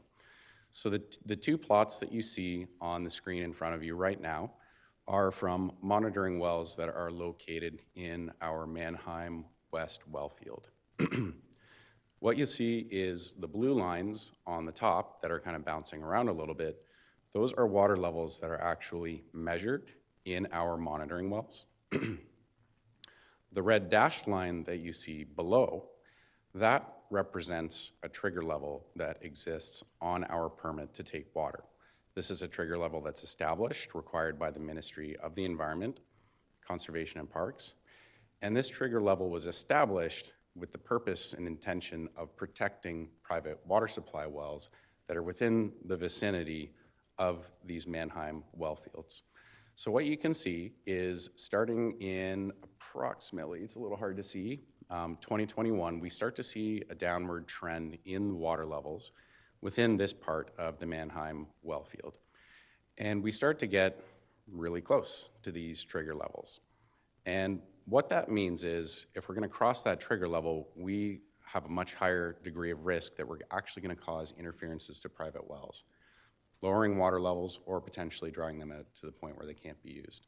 So it's an important level. It was established through scientific investigations, and it's required by the province. So we try to stay above that. We haven't breached these trigger levels in the Mannheim area, but we're getting close. We actually had to make an operational adjustment just a few weeks ago to turn off our best production well, K26, because we got too close to one of these trigger levels. So we backed off the pumping in that area to allow the water levels to recover a little bit. so that we could safely resume pumping a few weeks later. So it's an example of an actual operational adjustment that we had to make on the fly to reflect the fact that we have declining water levels in these aquifers. So that's not only peaking capacity, we're now talking about sustainable capacity where we actually had to back off during the winter months. In addition, when your water levels drop like this, close to that trigger level, now you have a very low starting point. So maybe we can still sustainably take at certain rates, but now we've lost the ability to really pump hard when we need it, when our demands are higher during the summer months. So the question is, what's causing these water level declines? And I'll ask for the next slide, please. This is going to end up being a very noisy slide with a lot of lines on it, so there are several transitions. So I will start by explaining what you see on the screen in front of you, and then we will see more lines be added as we go through. The first line that you see, the top black dashed line, that represents the sustainable capacity that we can take out of all of our Mannheim well fields combined. That represents approximately 325 liters per second of water that we can sustainably take out of the ground from these well fields. Next, please. This line represents our annualized pumping over the past 20 years. So there's two different vertical axes that you can see on this plot. When we're looking at this pumping data, we're going to look at the right side of the plot to tell us how many liters per second on average we're taking out of the ground on any given year. So that 325 liter per second line, you can see the green line, how it's bouncing around below and above. So I want to focus in, and I'll get you to do the next slide, next click. Yep. So when we look at this annualized pumping data over this 20-year time period, we notice three really distinct periods. So from 2005 to 2010, we see a definite decreasing pumping trend for that 5-year period. Then from 2010 to about the year 2022, we see a gradual increasing trend in the amount of water that we're pumping from these Mannheim well fields cumulatively. Towards the end of this period, we start approaching the 325 liter per second sustainable capacity. And then in the year 2022, we see a steeper inflection representing an increase taking, once again, above and beyond the gradual trend that we saw for the past 12 years. And that last 3 years represents pumping above that 325 liter per second sustainable capacity, about 25% higher. Next, please. These lines that you see on here, these are water level data that are collected from monitoring wells at our ASR well field that's at the Mannheim Water Treatment Plant property. It's pretty noisy, but if you click one more time for me, we can add a trend line. And this trend line helps us kind of discern the trends over these same time periods that we were seeing in pumping. And what I'm going to do is get one more click, and I'm going to take off those lines so we can just look at the trend lines because it's really noisy with all those other lines on there.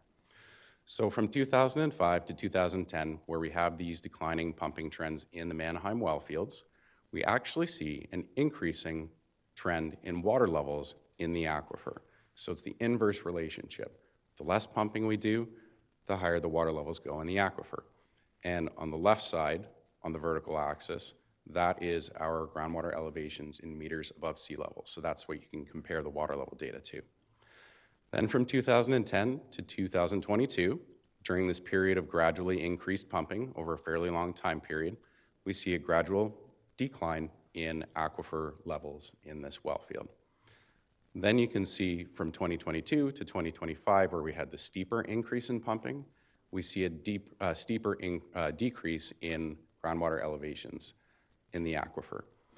And now I want to flag the orange line, the solid orange line that you see at the bottom. And this is representative of 330 meters above sea level. It's a really critical elevation for us when we're looking at the ASR well field in particular.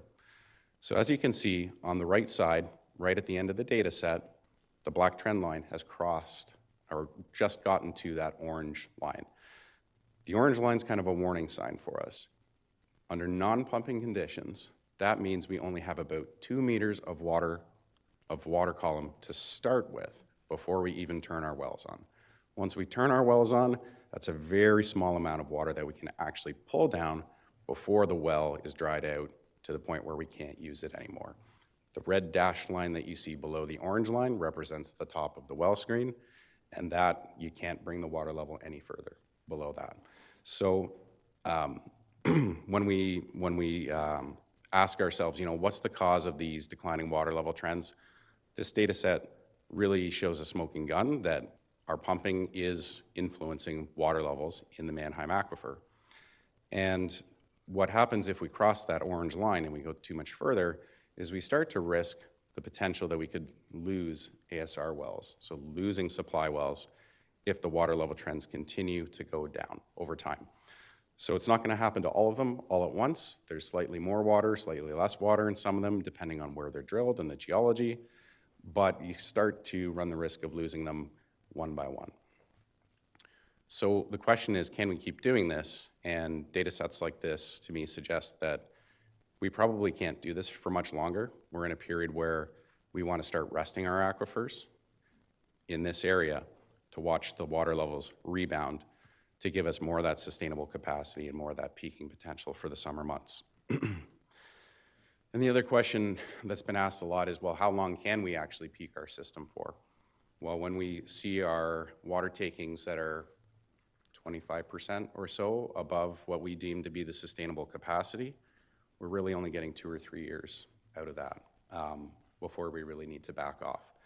So I would say this is not a long-term solution to continue peaking. We're at a point where we really should be backing off and letting things rest, letting the aquifers return to better water level conditions. This isn't happening everywhere across the region. This is very localized in the Mannheim area, and we've had to do a lot of very focused pumping in the Mannheim area because we've had other major urban well fields offline for extended periods of time, such as Parkway, such as Greenbrook.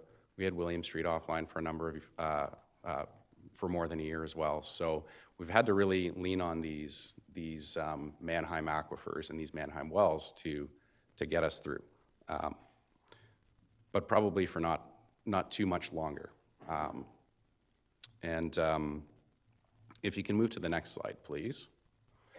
This is kind of a visual because not everybody is a hydrogeologist and likes looking at water level trends and pumping data trends. So I wanted to bring this into more of the real world, cartoonized kind of graphic. So what you see, this would be like your starting conditions. You have a well that can produce sustainably 25 liters per second of water, and you'll note that the water level is some height above the top of the pump. And that means you can pull it down. You can pump it harder for a short period of time, pull that water level down right to the top of the pump. So you could probably peak it at 35 liters per second for a short period of time, even though you can only sustainably long-term take 25 liters per second out of it. Next, please. Back one, please. Back two, please. And forward one, please. Forward two, please. Back one. Okay. I'll just limp along like this. So the second line that you see, it says sustainable 25 liters per second, peaking 25 liters per second. So let's assume we've been in a state of overpumping for a year or so. And what we've done is we've kind of lowered the water level in the entire aquifer. And what that means is when we're sustainably taking water at 25 liters per second, now we lower the water level down to just above the top of the pump. So that doesn't leave us any peaking capacity left, because if we pump it any harder, then it falls below the pump and we break suction and we can destroy the pump that way. So sustainably, we can take 25 liters per second still, but now we've lost peaking capacity. So our peaking amount is the same as our sustainable capacity, only 25 liters per second. Then if we continue in a state of overpumping, what we do is we start lowering the water level even further, and in order to avoid the water level dropping below our pump, we actually have to dial back our sustainable taking. So now our sustainable supply becomes 20 liters per second. The peaking is identical, only 20 liters per second. And if we keep going that way and we overpump, on a cumulative basis from a number of well fields. Next slide, please. Previous. What we end up doing if we're pumping cumulatively from a number of well fields is we can lower the water level to below the top of the pump. In this situation, we've lost the well. This is what we're trying to avoid from happening at the ASR well field. But this is what happens if you overpump for too long. You can start to lose wells. And I'm going to turn it back over to Ryan.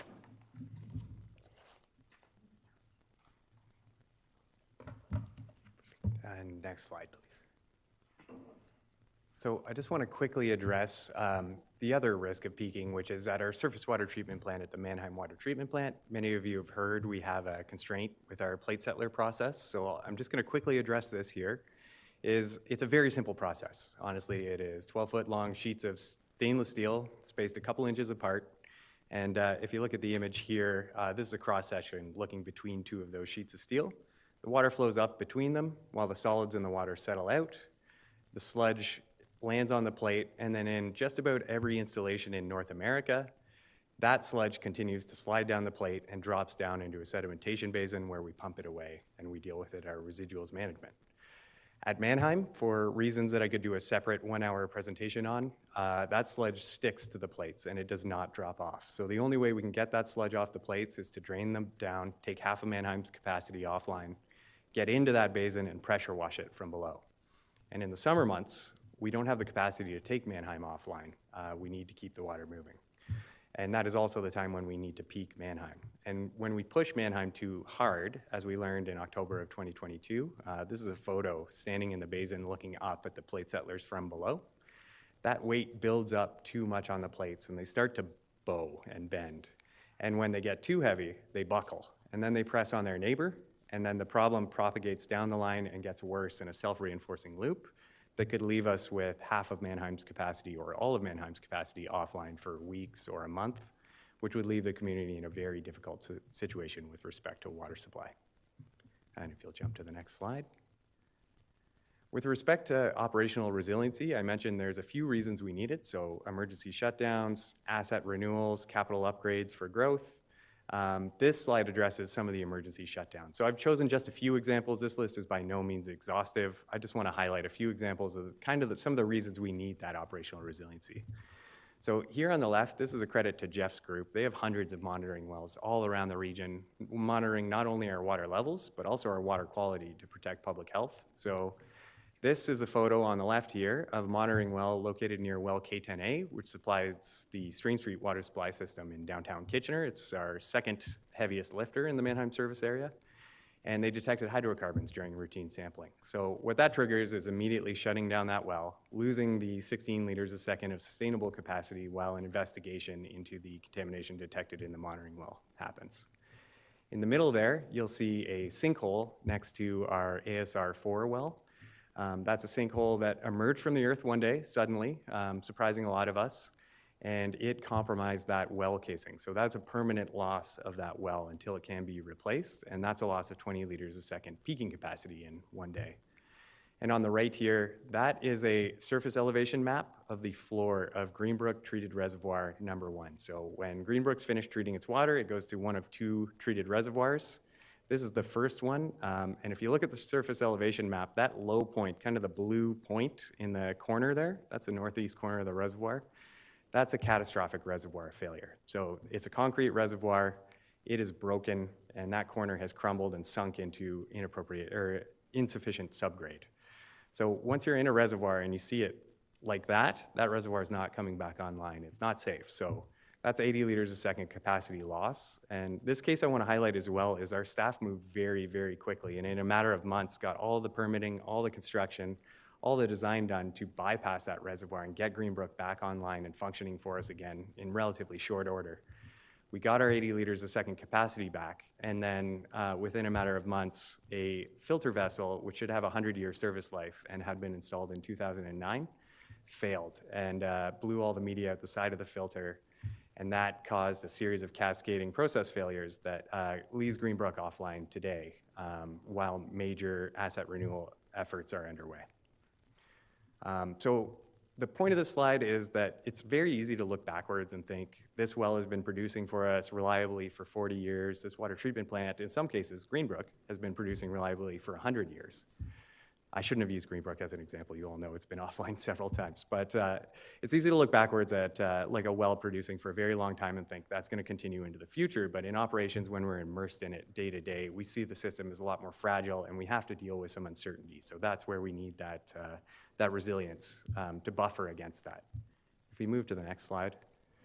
That spoke to some of the emergency failures, reasons we might need operational resiliency. This slide speaks to some of the asset renewal needs, especially looking forwards. So if we compare the 2020 asset management plan to the 2025 asset management plan, that's a 5-year gap in the reporting periods. There's a couple of changes I want to highlight. First of all, the infrastructure funding gap grew from $17 million to $46 million. I know that's a scary jump in number, and it is attributable to a few different things, so I just want to highlight that. Number one, inflation. Number two, our asset capture and our asset modeling got a lot better, so we have a much better handle on what we truly have and what it truly costs. But a large portion of that is attributable to aging infrastructure and adding a lot of new infrastructure as well. So the other thing I want to highlight here, when we look at the assets broken down in value by their condition based on age, we can see a really significant change specifically that I want to highlight in the fair bar, the yellow bar, which has grown to $1.7 billion in the reporting period between 2020 and 2025. So when I look at that bar and think, looking into the future, what are our asset renewal needs going to be? Are we going to need to take more facilities offline? Are we going to have more offline time to do renewals or major capital upgrades? This seems to indicate that yes, in fact, that will be the case. If we can go to the next slide. This is a slide you might be familiar with from the Agile report. This is a trend of all of our capacity offline time since 2021. So we plan just about everything around what our system capacity is going to be. So our capital plan is all based around it. We have a shutdown tool in place where we look years ahead and say, you're going to need this facility offline at some point next year. What does it look like we'll have offline? Do we think we can move ahead with this project? And then there's a check-in point as well before we take that facility offline to say, what's offline today? Are we okay to proceed? So that fed a lot of data into this tool, which allows us to look at our offline capacity since 2021. And there's a few things I want to highlight here. First of all, 11% is the average offline capacity since 2021. The reason it's 11% and not higher is that in the summer months, we can't necessarily do a lot of the asset renewal or upgrades that we need to do, just for capacity reasons. That's when we really need everything to be online to deal with a maximum week and make sure we have the water we need for the community. But you can see, regardless of that intention, sometimes the best laid plans don't work out. So summer of 2023, we had 15% of our capacity offline through the summer as well. And you can also see that on several occasions, we do peak to 20% of the system capacity offline within the Mannheim service area. I'll also highlight that there was 1 month since 2021 where we had all of our systems online in the summer of 2024, and I have never slept better. So that was a great month for the region. So with that, I just want to conclude that when we look at the data with regard to our emergency shutdowns, our coming asset renewal needs, and our assessment of all our facility capacities, that 20% operational resiliency truly is important for us to maintain our fit state of repair, which is a legislated requirement. And I believe we're going to move forward to a planning presentation, and I'll take any questions you might have once the presentation is complete. I think we're going to hear from Rod and Wayne, and then we'll take questions. I've got a real queue here, so who's up next? Is it you, Rod? Yep. Next slide, please.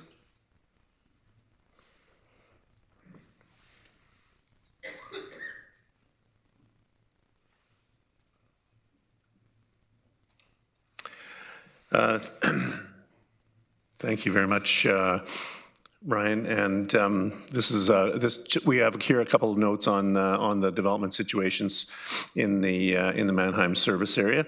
So first of all, just to make a bit of a clarifying update on our current situation, development does continue without impact in the areas outside of the Mannheim service area. In other words, in the Middleton service area and parts of North Dumfries and Wellesley and parts of Woolwich, development is continuing as planned. Within the Mannheim service area, Construction is continuing on projects with existing building permits. So we have approximately, or just under 8,000 building permits that have not yet received occupancy permits. And this is sufficient capacity for just over 14,000 individuals. Development is continuing on, and before I go on to the next point, I'd just like to mention that of those just about 8,000 building permits, we have about 424, this is at the end of 2025, 424 in low-density housing, 731 in medium-density housing, and 6,379 in high-density housing. So these are the cranes that you see still swinging up across the region in Kitchener and Waterloo. We're also moving forward. Construction is moving forward in projects with registered plans of subdivision that are have valid servicing and as well as draft approved plans of subdivision with valid servicing agreements where all of the conditions are satisfied without issue from the region. So our team is working with developers on a one-on-one basis. We know that there are many nuances, a lot of unique situations in the development environment in the region. And so we're meeting with them continuously to try and figure out what the logical step forward is on many of these projects. We also, as has been mentioned today, have started a series of meetings with development stakeholders, and those will continue. We've had a great couple of discussions with them already, and we'll be continuing to share information and review data and suggestions. We get regular correspondence from them, and they're putting very interesting ideas on the table on a regular basis with us. So they've been very productive, and I think I'm looking forward to the next set of conversations as we become more specific in our discussions. Next slide. And just a couple of notes here on the risk-based interim approach. The work has begun on this, being led by our water team. And this is expected to change the region's approach to reviewing development applications. We are working with our area municipal colleagues on this as well, and communicating with them closely as it evolves. Looking ahead into the longer term, the solutions that you saw listed on January 28th have the potential to add up to 600 liters per second of capacity between now and 2032. Once that capacity is used to support operational resilience and the region's operating system, the remaining capacity will be able to support new development on an ongoing basis. Said plainly, by 2032, the region anticipates having surplus capacity to meet the future growth demands, for which at the high end of estimates could provide supply for approximately 70,000 new residents in the Mannheim service area. So thank you very much for the time here, and I'll turn it back over to Commissioner Steffler for some information on the financial situation. Okay, thanks, Rod. Next slide, please. So here's a snapshot of the water-related reserves we have. The first one, the water capital reserve, the current balance is $102 million. This is funded through user water rates. It supports the asset management 10-year plan. It also will include solutions to the water capacity constraint. Recent report, you will recall, there's roughly $116 million in future projects that we are considering that will need to be accelerated. There's also about $80 million of projects that were identified that are unbudgeted. $15 million of that was approved recently. There's also another $64 million. So the main issue is timing. If projects are accelerated, it will increase our near-term cash needs, and likely those projects, because of acceleration, the cost will increase.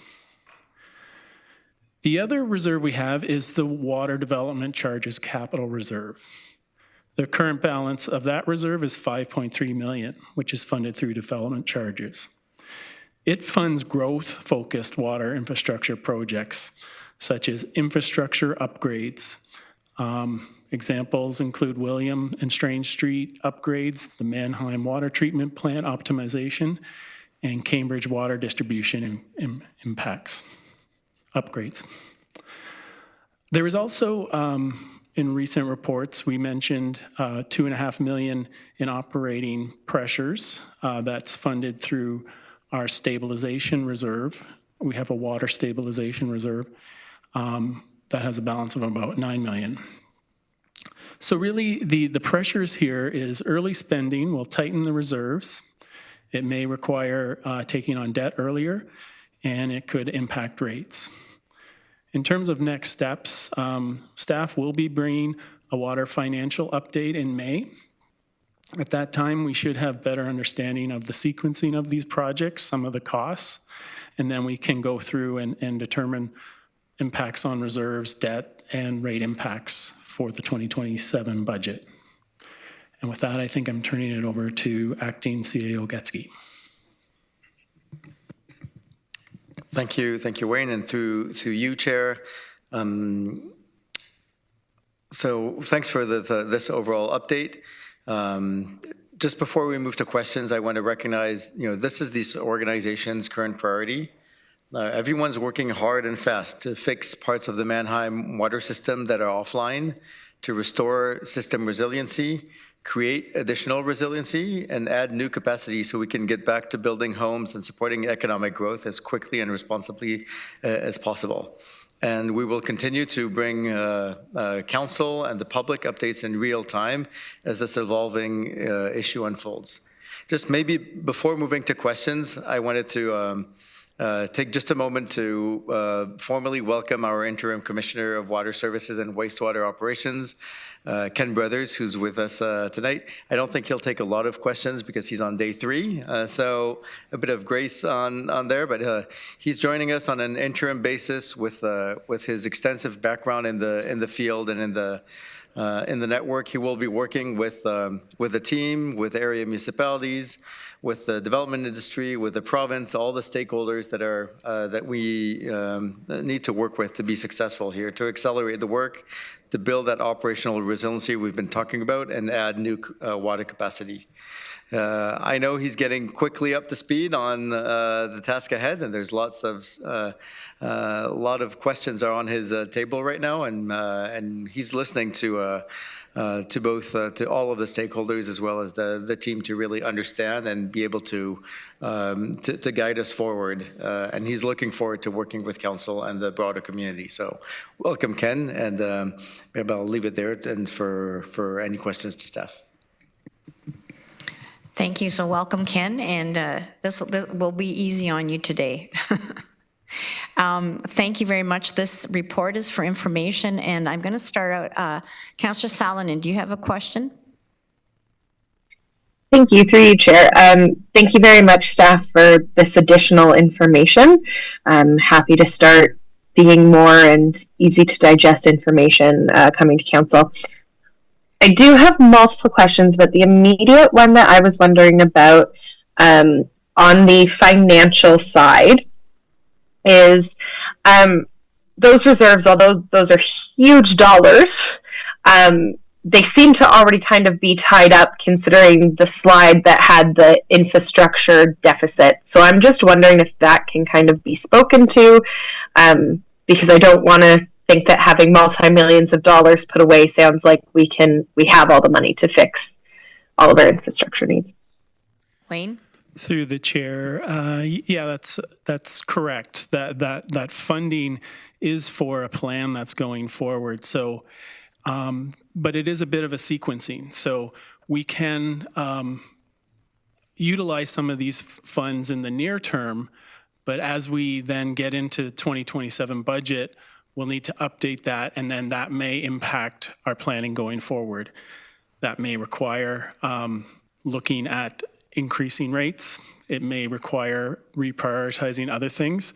I think the other thing to keep in mind is the opportunity to get funding from the other levels of government. So in the near term, the quantum we're talking about, we can handle it with the reserve.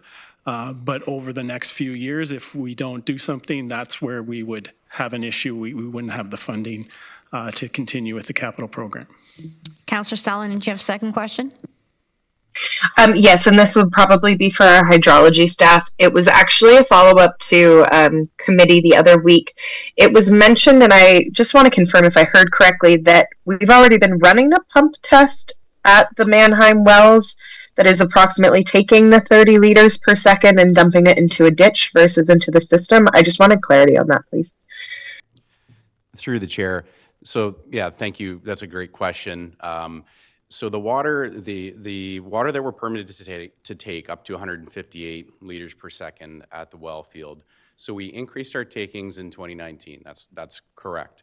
So that water is currently being sent to system. It's not being discharged to the ditch. So that was a bit of a miscommunication I made. So what I meant by that was we're already producing water at these higher rates as part of a long-term operational testing program.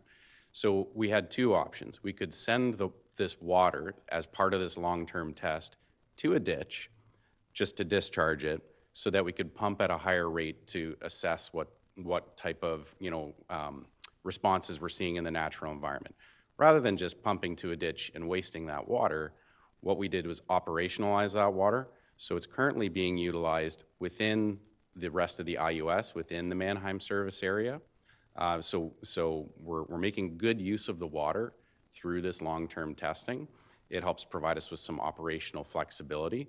So no, it's not being discharged to a ditch. That was just kind of an example of what we would have had to do had we not sent it to system and just made good use of the water instead. Councillor Salonen, do you want to go back in the queue? No, I'm okay at this time. Councillor Foxton. Thank you. This has been an interesting evening, if I may say the least. So I see the Mannheim treatment plant and the situation we're in. I hear the speakers and they're talking about the wells going dry and the wetland gone.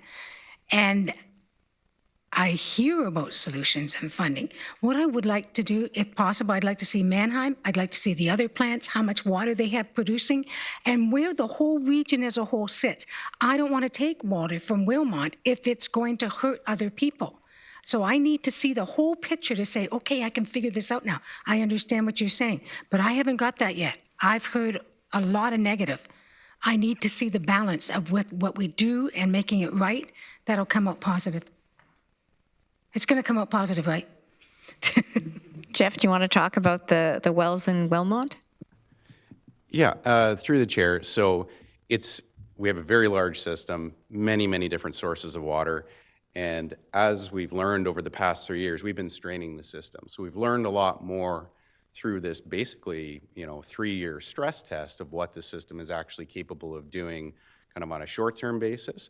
We've also gathered a lot of information about what truly is our sustainable capacity.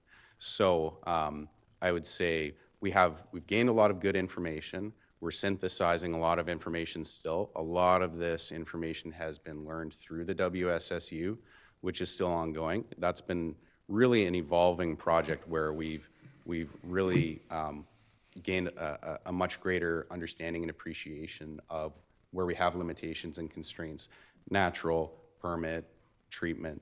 So yes, we do need to, we do need to provide like a well field by well field basis. That is work that's ongoing right now as we continue to drill further and further into these questions of what can we take from what areas so that we can ensure sustainability across the entire region. One thing I can say is the more that we distribute our pumping from more different sources over larger geographic areas, the less likely we are to see more of these focused, localized impacts in well fields like the Mannheim well fields. So there is a lot of value in spreading out more pumping in more areas, more sources. It would be nice to have more well sources right now to be able to use to spread things out more. So These are all really important questions, really extensive technical study that's being through the WSSU, through other supporting studies that we're leading through other parts of the division as well to complement the WSSU. But what I'm getting at is tonight there's going to be a motion that we will either pass or fail on taking water from Wilmot.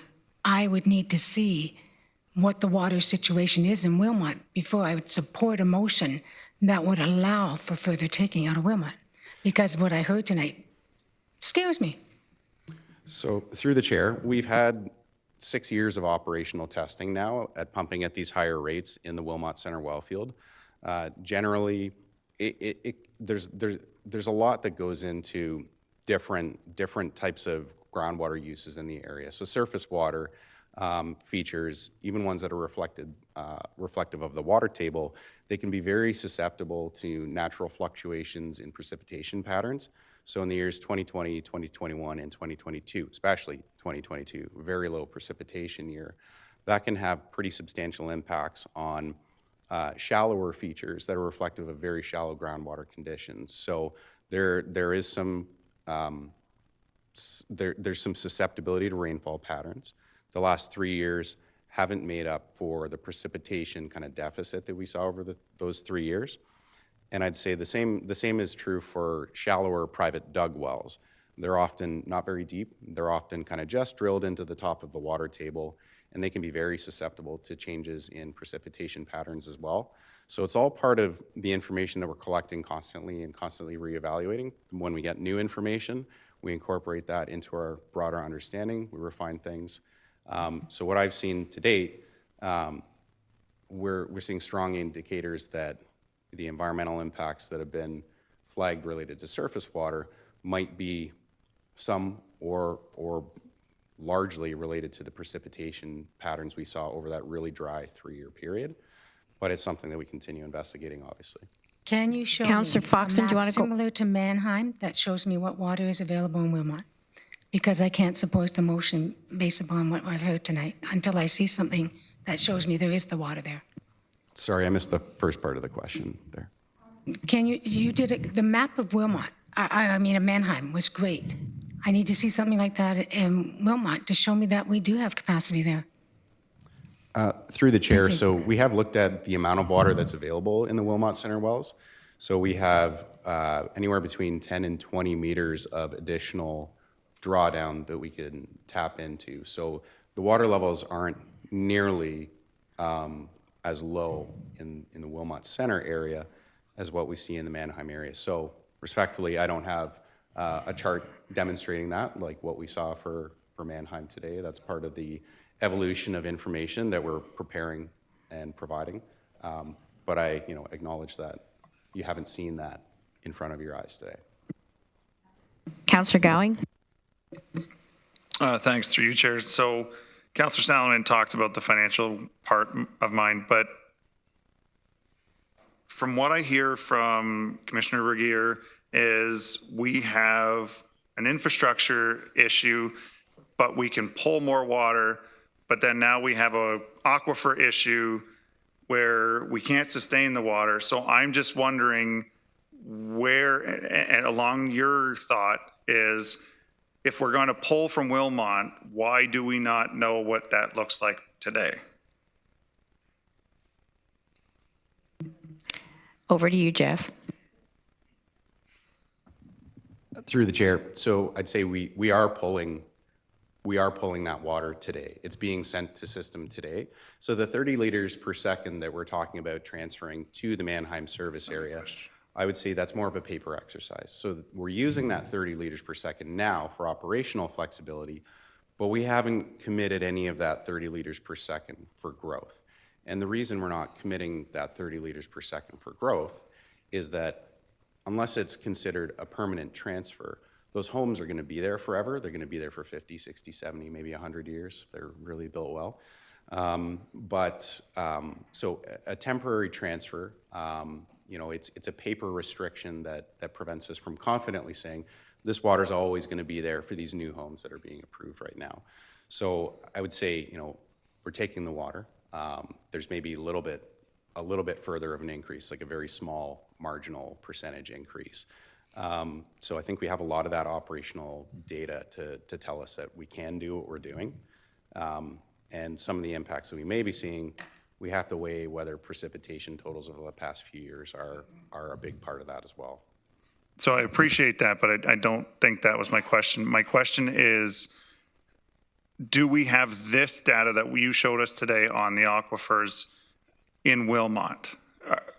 Can it sustain us taking more water from there without draining it like we are seeing on your slides that you just showed us from the Mannheim area? So through the chair, a lot of that work is ongoing right now. I have seen the data that shows us we have a lot of additional water that we could pull down. So we're not at risk of drying out wells, our production wells in the Wilmot Center area. Obviously, the more you increase taking, if we were to take it above and beyond what's being proposed, then you have to do the study to assess long-term what could be your potential impacts. But we've been running this 6-year operational test. We have additional available drawdown.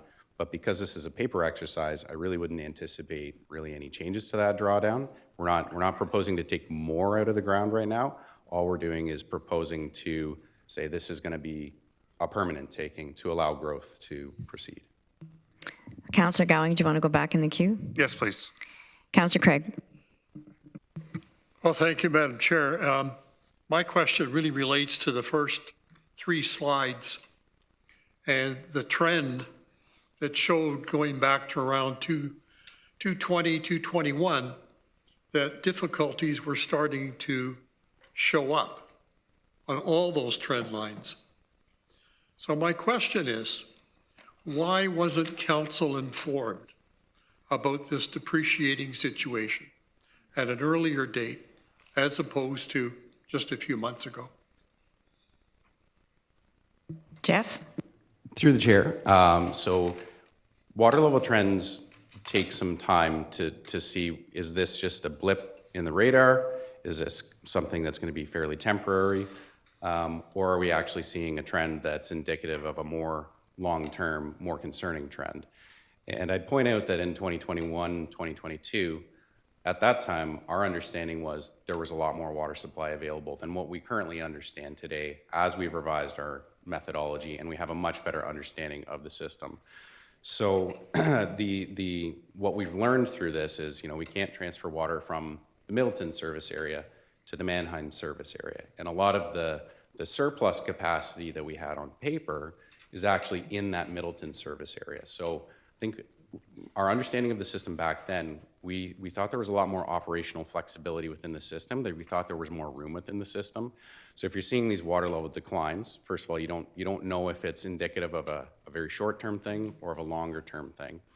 And then the second point is our understanding of the system would have allowed us, at that time, we thought we would have the ability to back off a little bit more easier and take from other sources.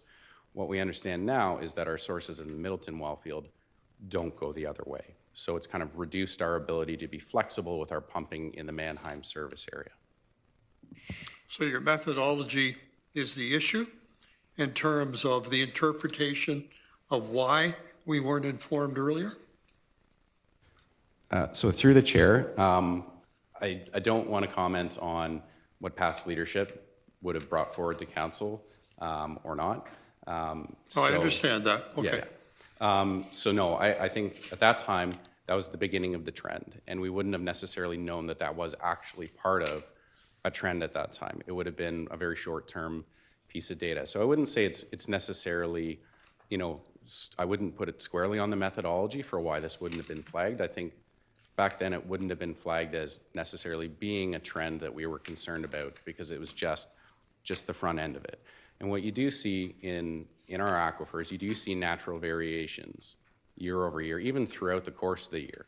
You see water levels generally go down over the summer months. They tend to recover a bit during the fall. Everything's frozen during the winter, so you don't get as much water soaking into the ground. And then in the spring, whoosh, you get this big recharge event that happens when you have the spring melt.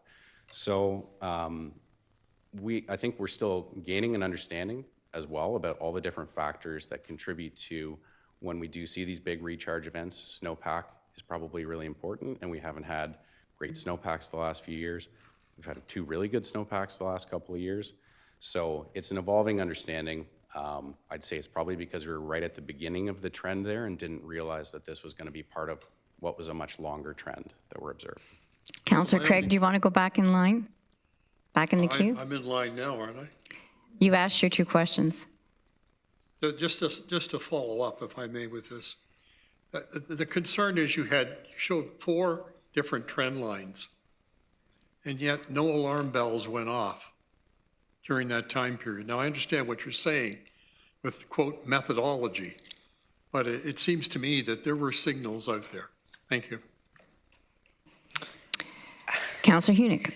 Thank you, Chair. The question that I was going to ask was why no one was aware that Mannheim was functioning at peak capacity for 3 years already. But it seems like Jeff just answered that by indicating that the trends take longer to see.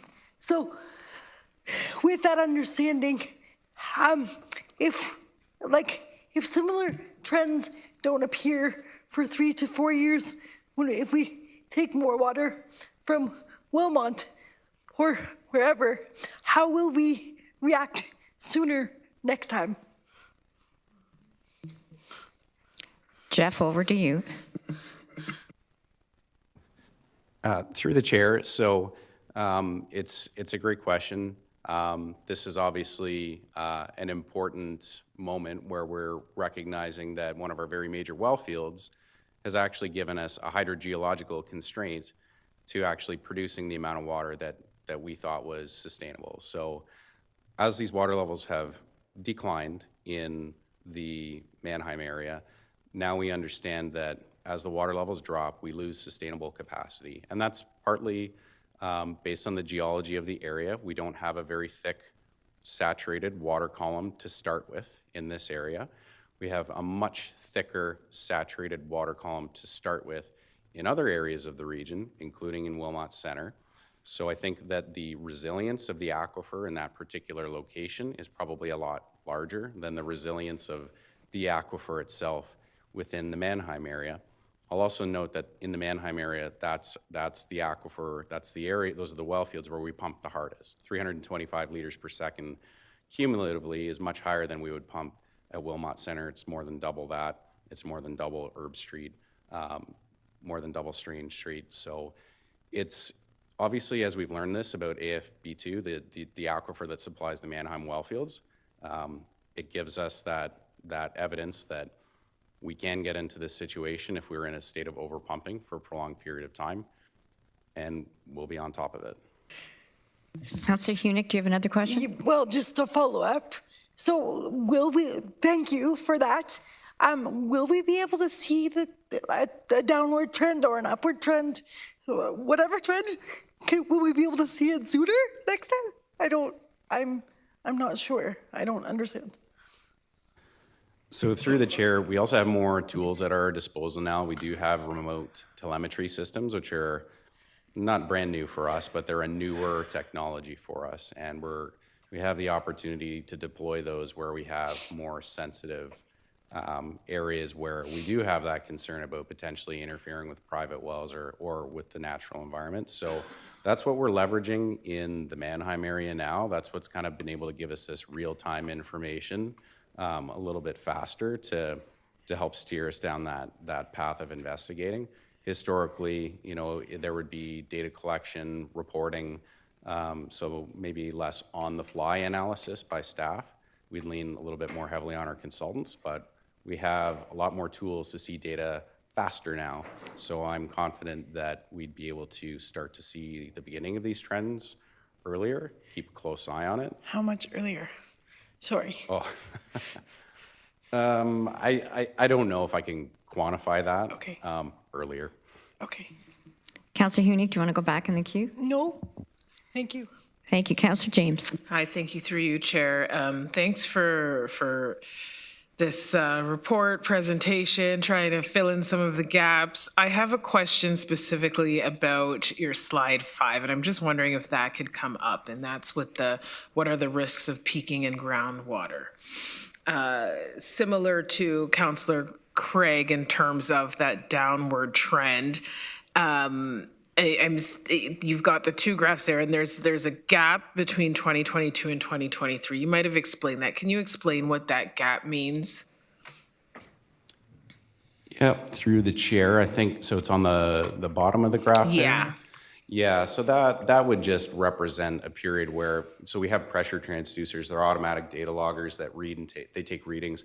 It was probably a failure of that data logger when the consultant went and downloaded the data. So we missed the data collection during that period.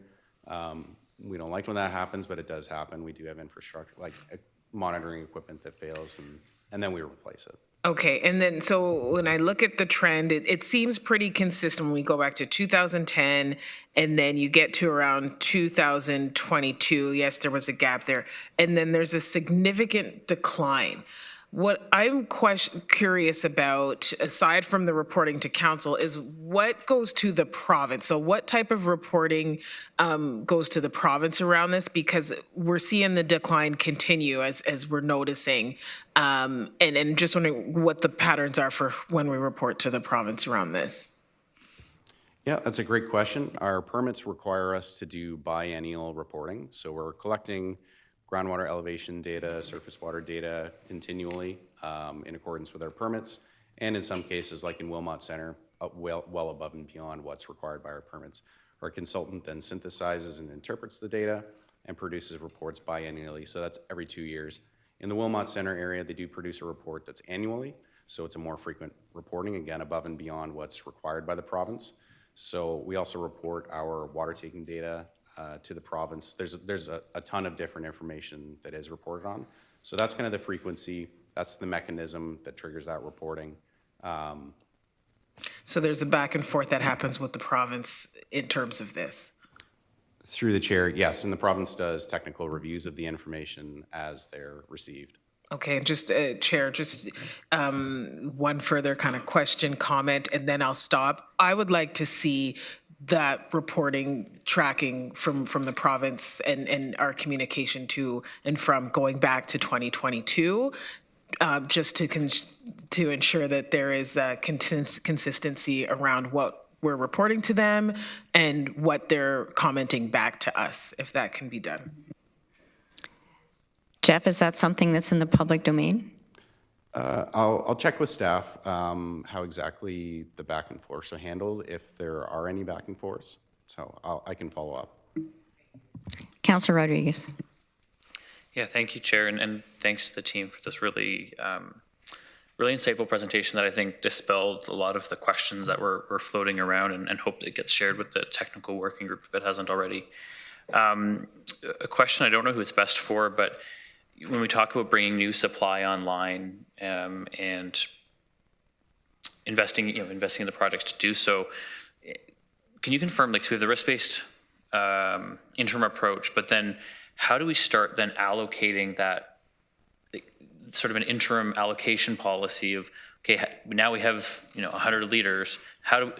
When does that come, right? There's the bigger picture of like our ultimate allocation, but then what's the immediate? Is that something that's coming soon, or is that, where does that come into this conversation? So that's not a question of Jeff who wants it. Sorry? Amy, take it?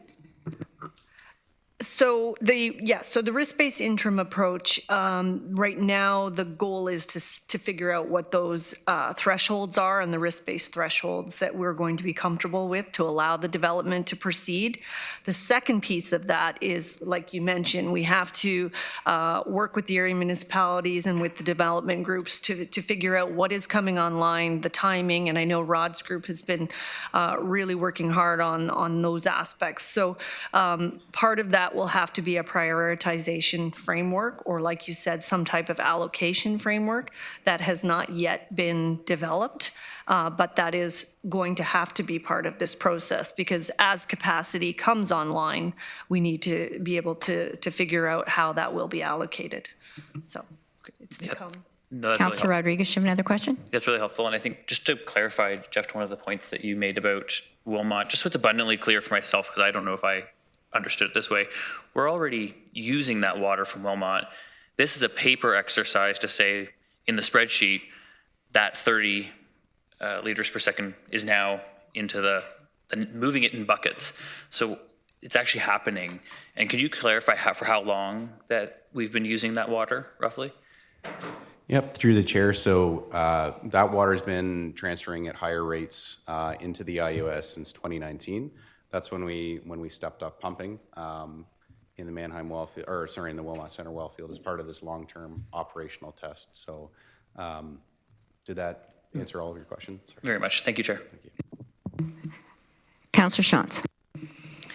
Thank you, and that was a great segue, Councillor Rodriguez. My question is related also to the Wilmot and the experimental water taking, if you want to call it that.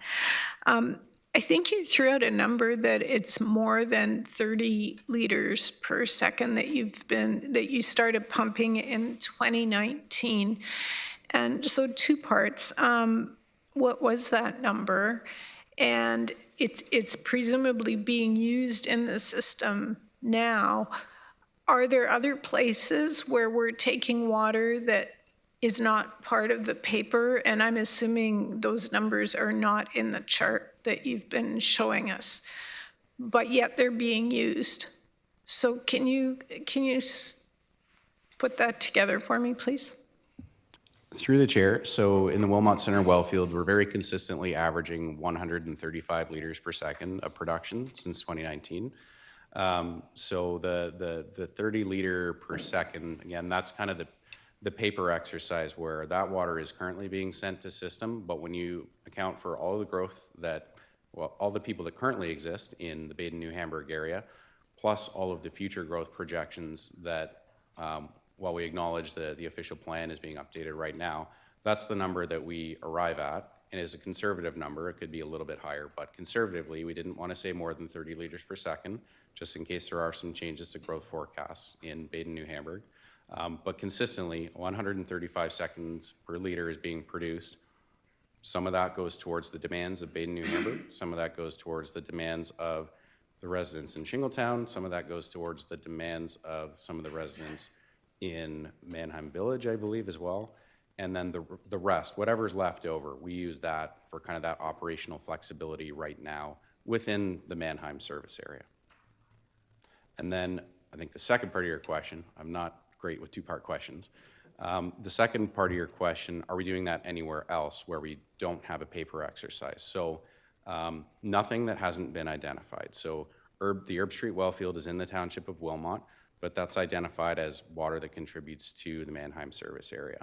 The Manheim West well field, geographically located in the township of Wilmot, but is included as part of the capacity that is being provided to the Manheim service area. So those 2 well fields that are in Wilmot, in addition, that water is going into the Manheim service area, and that's been captured through our calculations. And I am not thinking of any other well fields that are currently outside the Manheim service area in the rural areas where we're transferring water. So Councillor Shantz, that was a 2-part question, but if you want to sneak a little in, I'll let you. So the 135 liters per second, 30 of those are extra that they don't need in Wilmot and they will not need in the next 25 years. Through the chair, so yes, the 30 liters per second of water that we're requesting the temporary or requesting the permanent removal of, that is all water that's not needed to service future growth projections in Baden-New Hamburg out to the year 2051. But we're using it now. We're using it right now as part of our operational flexibility, yes. But, okay, I'm sorry, I'm still not getting it. Councillor Liggett. Okay, so I'm going to go back to question 2. Then you spoke about the snow melt. When you do the spring melt, when you do your paper exercises, are you taking into consideration the current snow load, what the spring melt is going to be? Through the chair, so aquifers, water levels in aquifers, except in some areas, they often don't respond drastically to changes in precipitation year over year.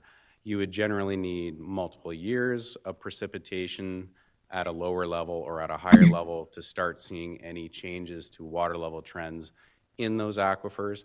The deeper the aquifer is, the more muted the response is to annual information. So we look at that data really on an annual basis and apply kind of a recharge rates across the region based on different soil conditions, different topography in different areas across the region. So it's kind of it's a good question. It's a very difficult question to ask. It's captured in the work that we do, but it's really, we use kind of like the average precipitation data that we would see over, a very long 30-year period, for example, a very large data set. Councillor Lake, do you have a second question? I do. So if we have restrictions, the Mannheim service area coming into Cambridge, are we going to be able to extend the Middleton to go towards meeting that? So the applications we have for building in the North Hespeler area, can we extend that, or is that no different than if we tried to join the Middleton to the Mannheim?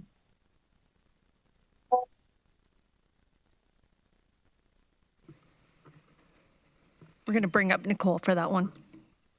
Sorry, I stumped you, I guess, I don't know. Through the chair, my apologies. Could you repeat that question? Well, with the applications that we've got in North Hespeler, things have been kind of paused with what's happening in the East Side lands, and because that's all part of the Mannheim service area.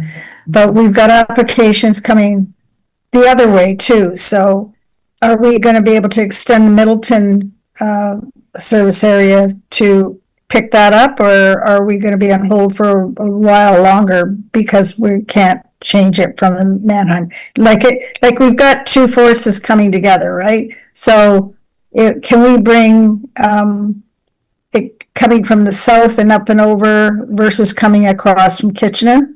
Can we extend that one coming from the south and over? Through the chair, that's a really good question. And so when we think about where we're supplying water from, there's a few considerations, and one of those is what is the ground elevation at that location? Mm-hmm. And that's really important to meet the target service pressures for that potential development. So when we talk about can we maybe extend the Middleton service area, which I think is what you're getting at, it's similar to when we talk about potential solutions such as a pumping station to transfer from Middleton to Mannheim, because if that development is happening in an area that's already identified as the Mannheim service area, it's identified that way because of the ground elevations and because of the service pressures that would be required. Okay, so at what point does the service elevation start though? Like how much can we extend before we hit that, or are we already at that? The way the boundaries are drawn right now is already optimizing those service pressures. So okay. There could be a more detailed assessment to see if there was some potential to adjust, but realistically, the way the system works is that there's looping with the water mains, and it is quite a bit of additional infrastructure to make those adjustments to what we refer to as pressure zone boundaries. Okay, thank you. Thank you. Councillor Salonen. Thank you, through you, Chair. The more I keep on hearing, the more questions I have. I guess I'm going back to the capacity that we are currently already pumping from Wilmot that is in contradiction to the 1980 agreement and hasn't just been a 2-year pump test, which and that's on me, but I had understood at committee that it was, but in fact, we've been pumping at this level since 2019? Can I get some clarity on how we've been doing that when that's in contravention to a current existing regional policy? Jeff, do you want to take this? So through the chair, we wanted to complete this long-term operational testing program at the Wilmot Center Wellfield to determine what the capacity, the sustainable capacity of that system could be. So we've ramped up pumping to 135 liters per second, to a higher rate than we were at pre-2019. And we could have just sent it to a ditch instead, right? So then we wouldn't have been, I don't want to say that's in contravention of the 1980 agreement. I wouldn't necessarily frame it that way. So we would have been pumping this water out of the ground and sending it somewhere, right? So we would have sent it to the ditch instead, and it would have been, frankly, kind of a waste of that resource. So rather than just pumping it to the ditch, what we did is we decided we can treat the water and actually use this water that would otherwise just be discharged to the environment and use it operationally to provide additional flexibility to allow us to do more of this renewal work that we really want to do, that we really need to do in order to maintain that state of fit repair. So while, yes, the water is going to the IUS and the Mannheim service area right now, that water would have been coming out of the ground regardless. It's just ending up as a usable resource that's providing value to the community right now, rather than being dumped into a ditch, which would just ultimately end up in a creek somewhere under non-natural types of conditions. So we see this as it was a value-added opportunity. The water was going to come out of the ground anyway. We should make good use of this water for the community. Councillor Salonen, do you have a second question? I do. I appreciate that explanation. I'm not disagreeing. I like getting data. I like having data sets. I guess where I'm really struggling is on a governance perspective. If the water was just being dumped into the ditch, it wouldn't have been pumping water out of Wilmot and going against what the current policy is. So I guess I'm frustrated that council has now been asked, without even clearly realizing the information, that this has already been happening for now over 5 years. We're being asked to essentially validate that this has already been added to our system and allow it to go from operational. I guess my other question is, so with that test, does that meet within our provincial take water permits, or have we had to apply additionally for take water permits? I briefly looked on the ERO website and haven't seen us ask for any increase to our take water permits, so just wanted to understand that. Yeah, through the chair, so our current permit to take water is up to 158 liters per second. So we're consistently producing 135 liters per second. I would have to go back in time to check with staff to see if during that 2019 period, we sought an amendment to the permit to actually raise the limit as to how much we could produce. I don't have that answer in front of me today. So that's something I'll definitely get back to you on.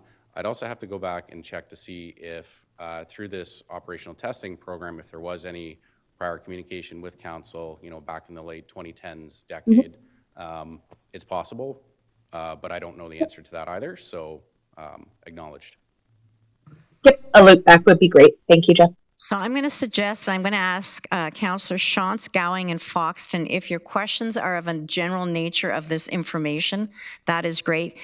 Amy is going to make a presentation that pertains specifically to Wilmot and to the motion from Councillor Salonen. So I'm just going to ask Councillor Shantz, are your questions of a more general nature than specifically Wilmot? Mine are specific to Wilmot. Okay. Councillor Gowing. I'm actually working with the clerk to figure something out for mine. Do you want to comment on what we're trying to do? Sure. Yeah, through the chair, Councillor Gowing has emailed me a motion with respect to permits to take water, and we're just sort of going back and forth as to when the best time to do that would be. My thought, and obviously council hasn't seen the motion, but would be to bring it up under other business and go through the waiving of notice process at that point. Just to be quite direct, not now, but I do appreciate that we've had the Fair heads enough, up. I do have a question regarding... A more general thing and not specifically Wilmot. Correct. Okay, go ahead. So I'm glad that again, I really love that this information came forward, that where we are with the water table and things, and it's along the lines of Councillor Craig and Councillor James is in my financial profession, if the markets are going down, we get information and we make sure that our clients know about it. So just kind of to that point, I'm a little shocked that we haven't been told this beforehand. But are we going to be doing this same thing in the rest of the region? And you mentioned the Middleton area. I'm worried that we haven't looked at that part and the rest of the region on the water side of things, because we knew since 2022 or wherever the years are that we're in a decline in the Mannheim area, but where are we in the other areas?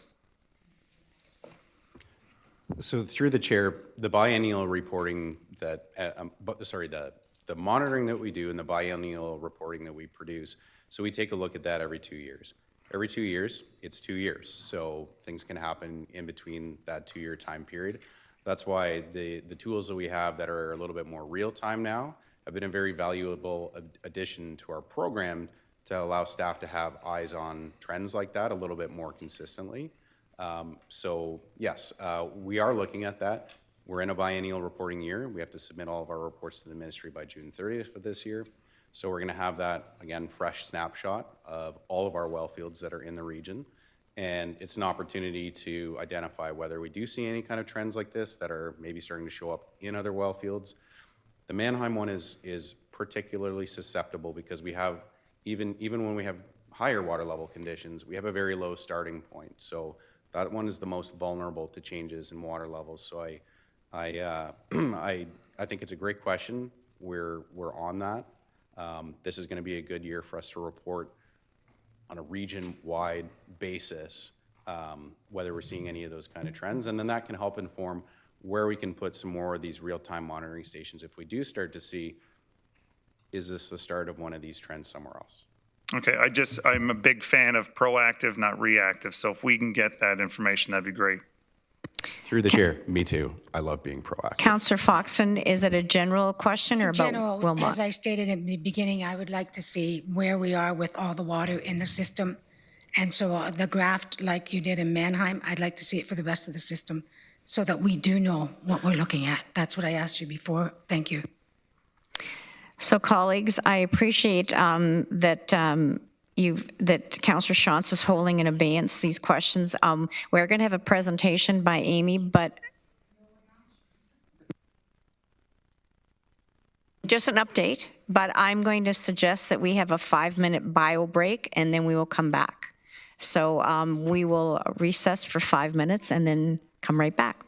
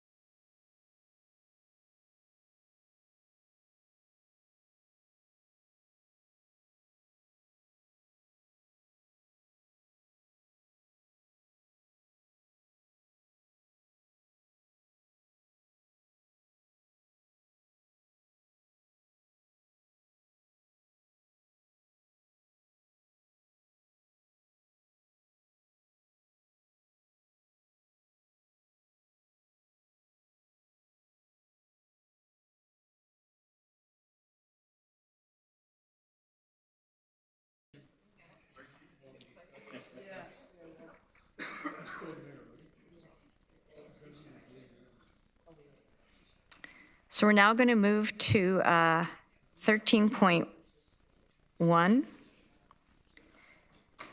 which is optimizing sustainable use of water resources in municipal supply. And this is the 1980 policy on water taking in Wilmot Township. And Amy, I'll turn the floor over to you. So through the chair, hello Regional Council. So today we're bringing back the report on the Wilmot water taking policy, which Regional Council put forward in 1980 and amended in 1984.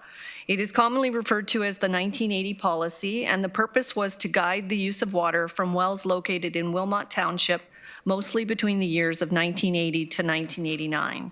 In this report, we confirm that the Wilmot Centre wells have sufficient capacity to meet the forecasted growth needs of both Baden and New Hamburg through to 2051, while still supporting the transfer of approximately 30 litres per second of additional capacity to the Mannheim service area, where there is a current water capacity constraint.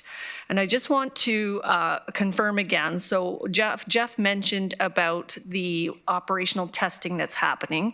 What I just want to hit home is that 30 litres per second has not been allocated to growth. So that is the piece that we are asking to be able to do on a permanent basis, is to be able to use that 30 litres per second towards allocation for growth. So to do this, the 1980 policy needs to be rescinded. So since 1980, we have seen significant advancements in groundwater science, technology, and monitoring, as Jeff laid out, that protects the current and future water supply in Wilmot Township.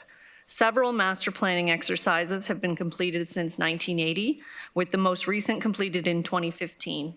The Water Supply Strategy Update, or WSSU, is currently underway and is scheduled to be completed in 2027. So the region plans water servicing holistically for residents via the Water Supply Strategy Update. This type of approach is more efficient, more sustainable, because pumping can be distributed to where it is needed, regardless of boundary lines, and more cost effective. There's enough water in Wilmot Township to meet the current and future needs of the community, even if some of that water is transferred to the broader system. So transferring some of the water would not jeopardize the current or future water supply for the remaining areas of Wilmot Township and would help the Mannheim service area water capacity constraint. For these reasons, staff are recommending we move forward with rescinding the 1980 policy.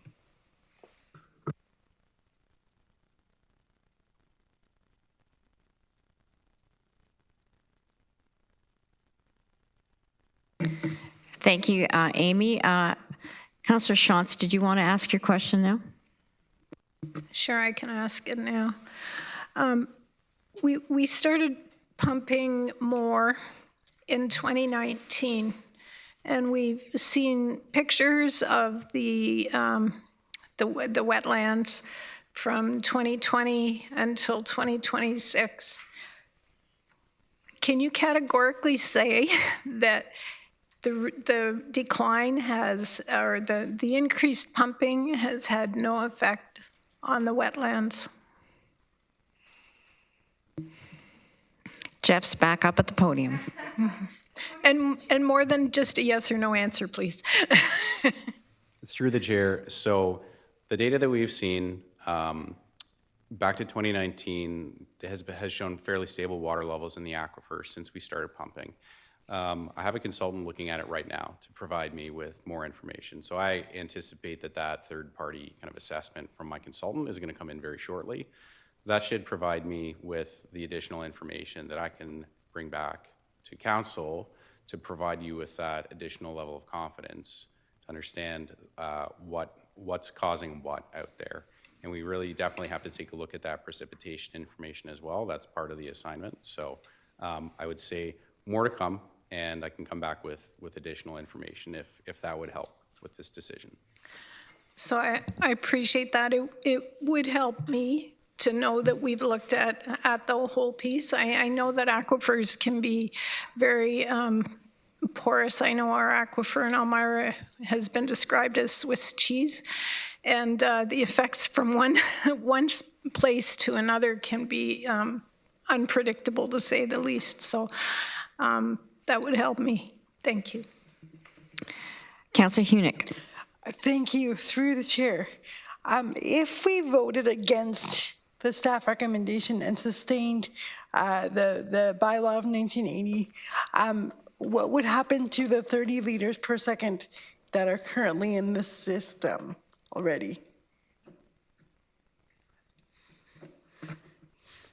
Through the chair, we could continue using it as we have since 2019, which provides operational flexibility, but we can't use that 30 liters per second to allocate for growth. So that's the really important piece here. The 30 liters per second, that's the on-paper restriction to allow us to allocate for growth. So we would still execute this long-term operational testing program. We would continue pumping at these rates. It would provide us with system flexibility, but we can't count on it permanently because it would be temporary. Or if the agreement remains in place, we just can't use it for this capacity constraint for growth allocation purposes. So whichever bucket this 30 liters per second goes into, we can keep using it, but it means we can't count on it permanently, forever, being able to provide service to the Mannheim service area. But considering that trends are hard to see, barring a few years, I'm not sure that I want to allocate anything for growth at this time. So I'll just leave that there. Councillor Foxton. Thank you, and through you, Chair, I'm going to ask for a deferral, and there's a couple of reasons why.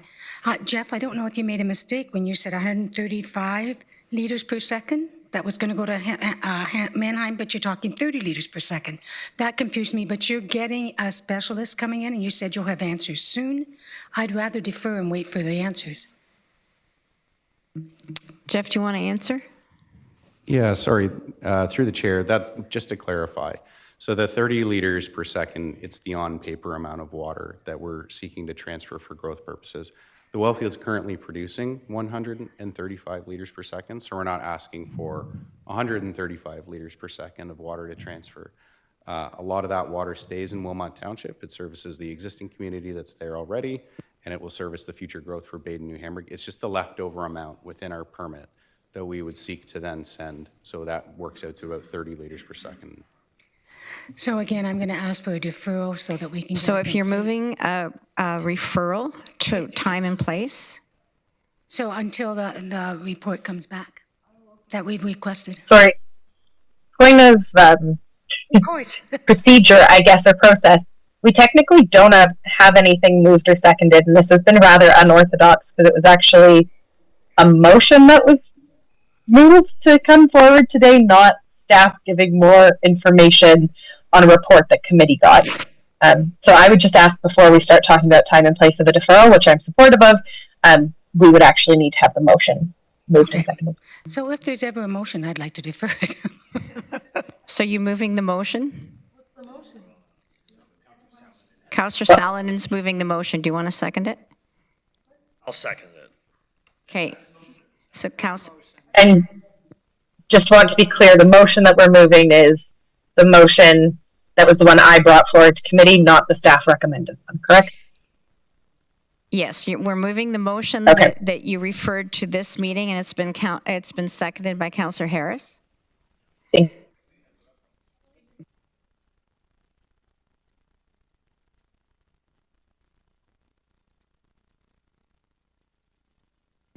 Lindsay's going to put it up.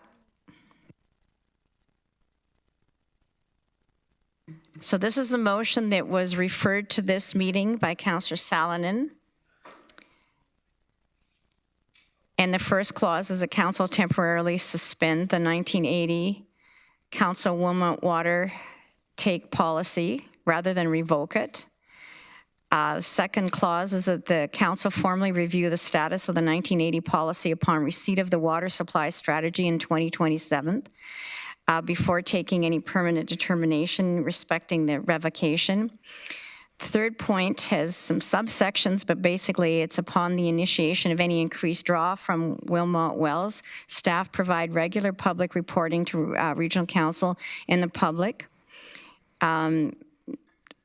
Clause 4 is the staff establish and implement a monitoring framework to collect and publicly report data and it's on neighboring private wells, surface water systems, agricultural water supply conditions, and observed correlations associated with increased regional draw.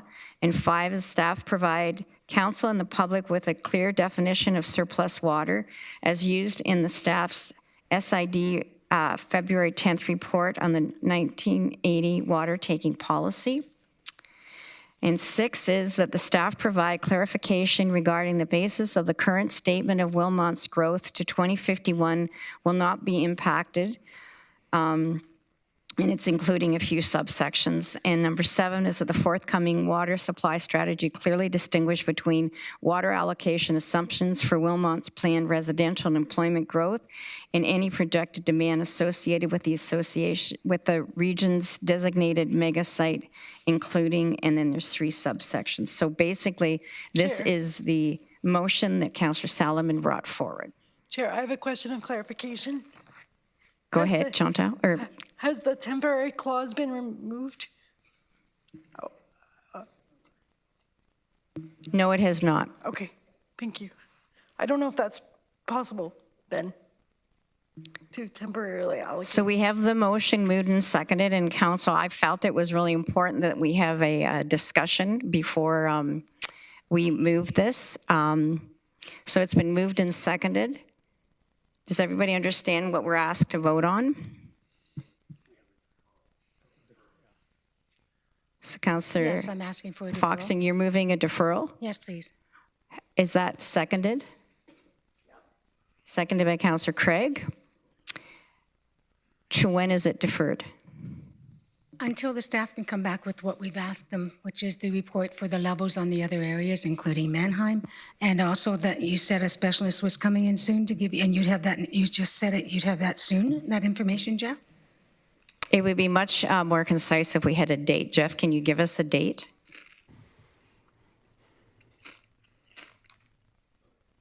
Through the chair, so the information is going to come into me in draft this week. Typically, there's a bit of a review period and a turnaround, and then my consultant would have to make some edits. So to respect their kind of timelines and their professional due diligence requirements, I'd probably suggest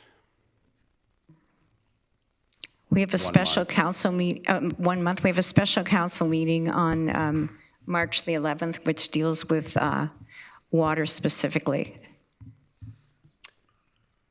Our council on the 25th. It's possible I could have finalized information, but I wouldn't be able to incorporate that into a report probably meeting along those timelines. So I would probably suggest 1 month, the next full council meeting. So March 25th, council meeting of March 25th. Councillor Foxton? Thank you. Yes. Councillor Craig? Okay, so I'd ask everybody to please use your icon to vote. Chair, I don't have e-scribe, but I'm in favor. Thank you.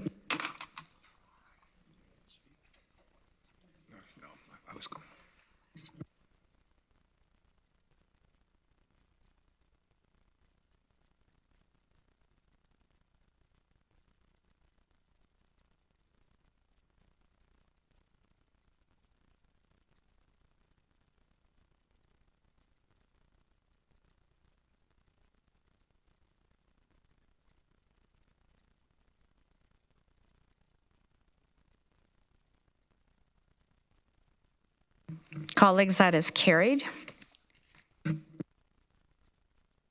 So we're now going to revert back to our regular programming, original agenda.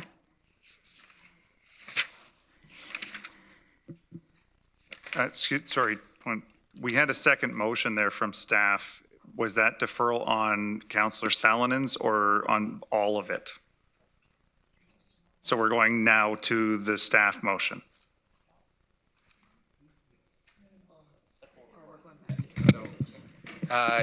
Through the chair, yeah, so Councillor Salonen's motion was in place of the staff recommendation related to that report. Okay, it was just listed there, that's why I was wondering. Okay, I'm fine with that.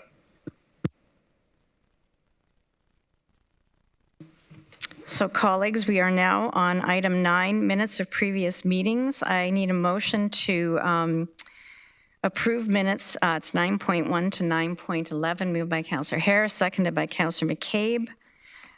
Please use your icons to vote.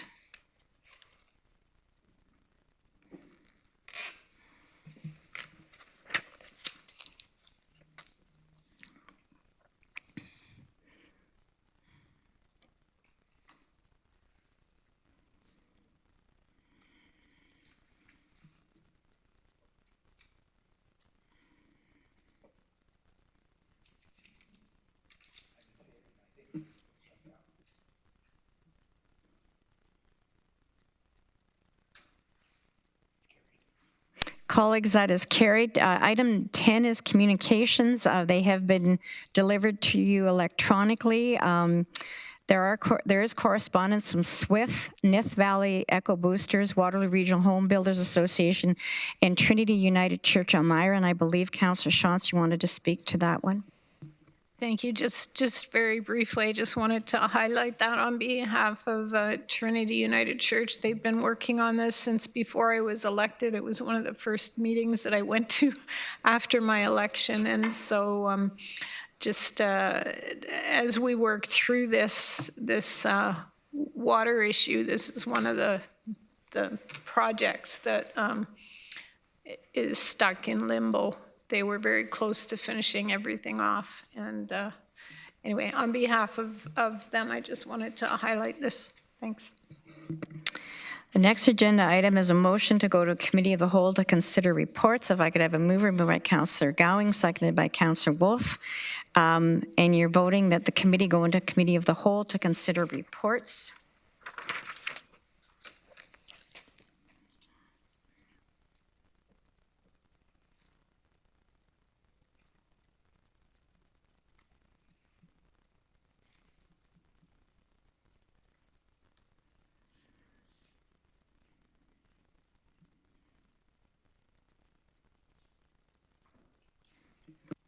Colleagues, that is carried. The first are finance reports. It's 12.1.1 through to 12.1.3. If I could have a mover and a seconder, moved by Councillor McCabe, seconded by Councillor Harris.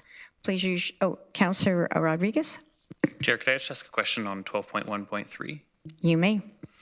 Thank you, Chair. And that's the procurement of transit buses. We've seen many communities in Ontario right now and in Canada struggling with procurement of buses, and so really glad to see this report coming forward. Commissioner Smuter, could you maybe just speak to how this fits, like these are replacement buses, how this fits in with any expansion plans, and also some of the broader conversations that we've been having in recent years about articulated buses and larger capacity buses to meet higher demand routes, and just curious how this is how this all fits together. Thank you. Through you, Chair. Councillor, thank you for the question. So a quick reminder on the GRT fleet as of the fall of 2025, 302 conventional buses, 207 of those diesel, 84 hybrid, 11 electric, 35 Mobility Plus buses, and 15 train sets. So tonight, you're asked to approve the purchase of 34 hybrid buses. Rightly noted, those are replacement buses. Little bit of a pressure on our fleet plan right now. These buses are coming in at nearly $1.6 million, 1.58 to be exact. And about 3 years ago, these buses, the hybrids, were coming in at about 1.1 million. So we've got the work underway now. With the GRT business plan, we can forecast growth. We hadn't forecasted the procurement of any expansion buses, including the articulateds, until 2028. So we know how many buses we need. We know the life cycle of those buses outlined in the report, which is the 14-year life cycle. But we, as with most asset classes in North America right now, can't predict and really need to monitor the price changes as they move. So I'd say we've got a little bit of a red flag on our fleet plan right now, but as we know going forward, we'll take a look at the asset life cycle, and we do receive tremendous support, again outlined in the report, from upper levels of government in terms of bus procurement. So yeah, a little bit of concern with supply chain, but overall we're on track with our business plan and the replacement and future growth. Thank you. Thank you, Chair. Okay, thank you. So please use your icons. It's been moved and seconded.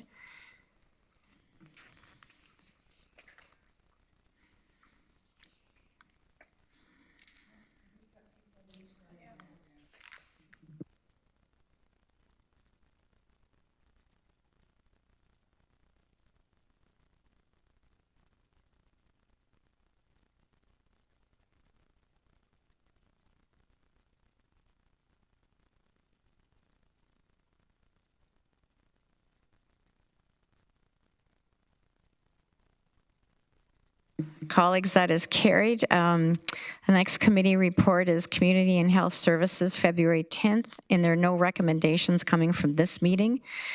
12.2.2 is Administration and Finance, February 10th, and there are a few motions. If I could have a mover and a seconder, moved by Councillor Foxton, seconded by Councillor Gowing. Please use your icons to vote.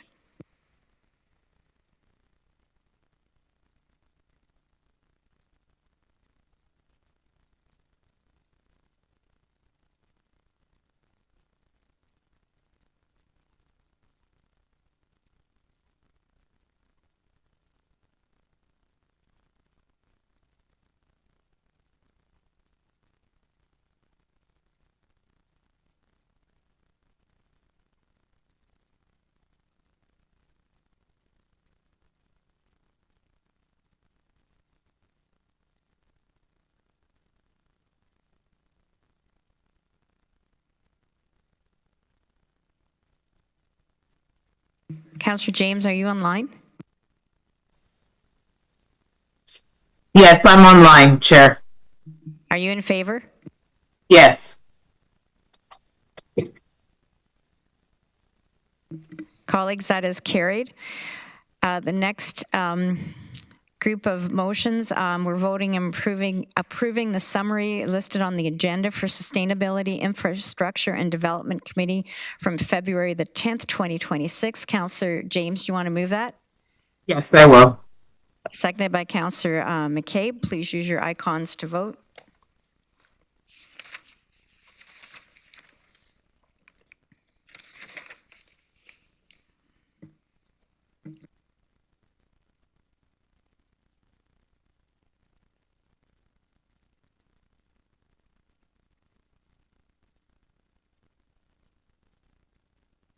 Colleagues, that is carried. The next agenda item is approving a summary from an agenda that it was of today's date. It was a closed council meeting.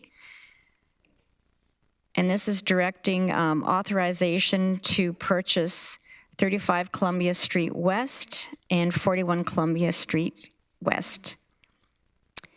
Moved by Councillor McCabe, seconded by Councillor Hunick. Please use your icons to vote.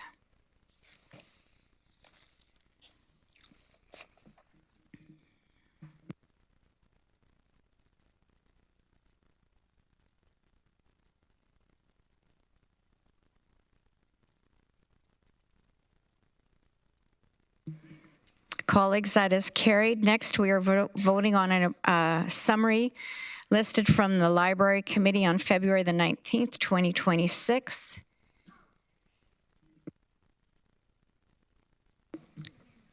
Moved by Councillor Nowak, seconded by Councillor Foxton.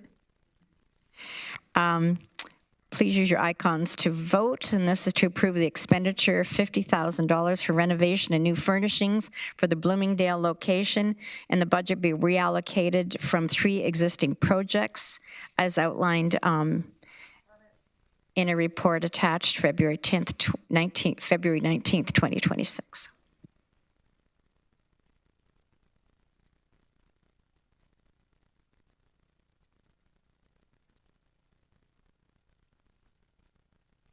Colleagues, that is carried. We will now hear from our Medical Officer of Health, Dr. Shuli Wong, to provide an update for the Board of Health. Welcome, Dr. Wong. The floor is yours. Thank you, Chair Redmond, and good evening, members of Council. Thank you for the opportunity to present a relatively brief Board of Health update with information about our winter illness season and our annual enforcement of the Immunization of School Pupils Act.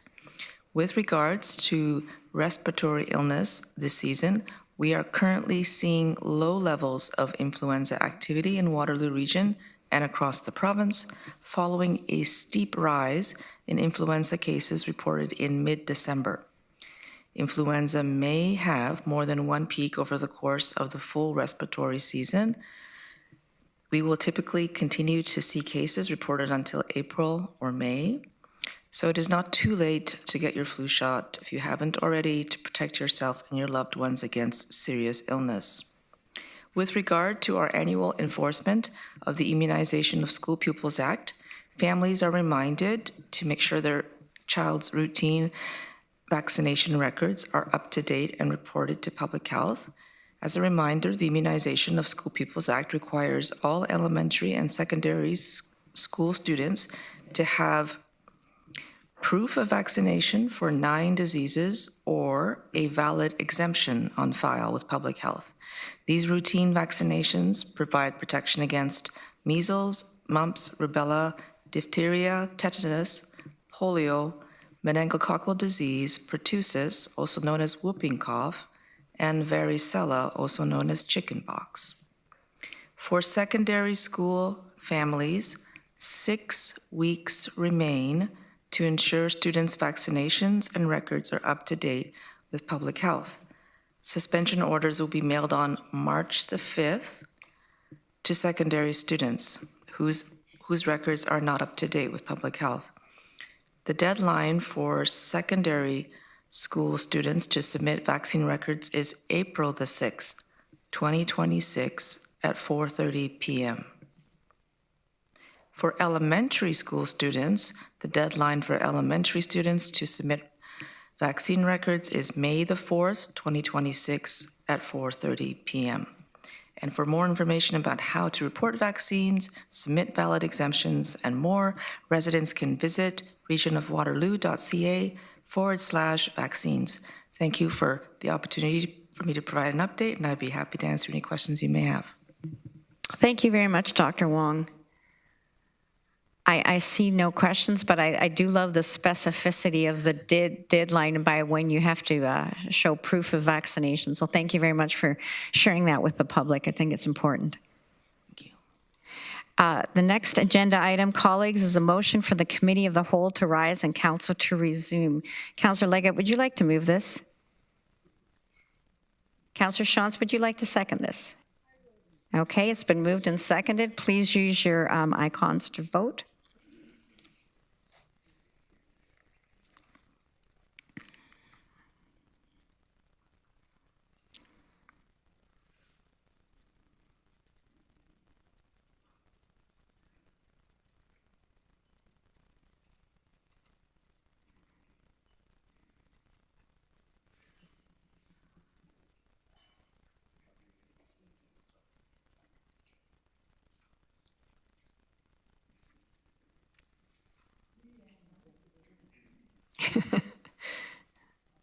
That is carried.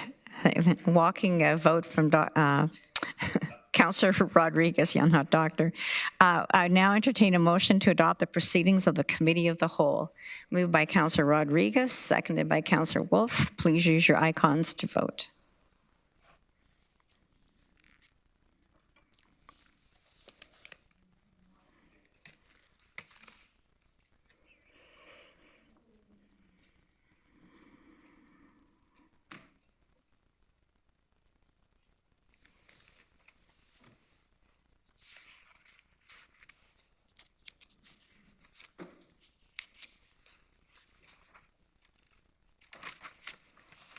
Colleagues, that is carried. We're now to motions where notice has been provided.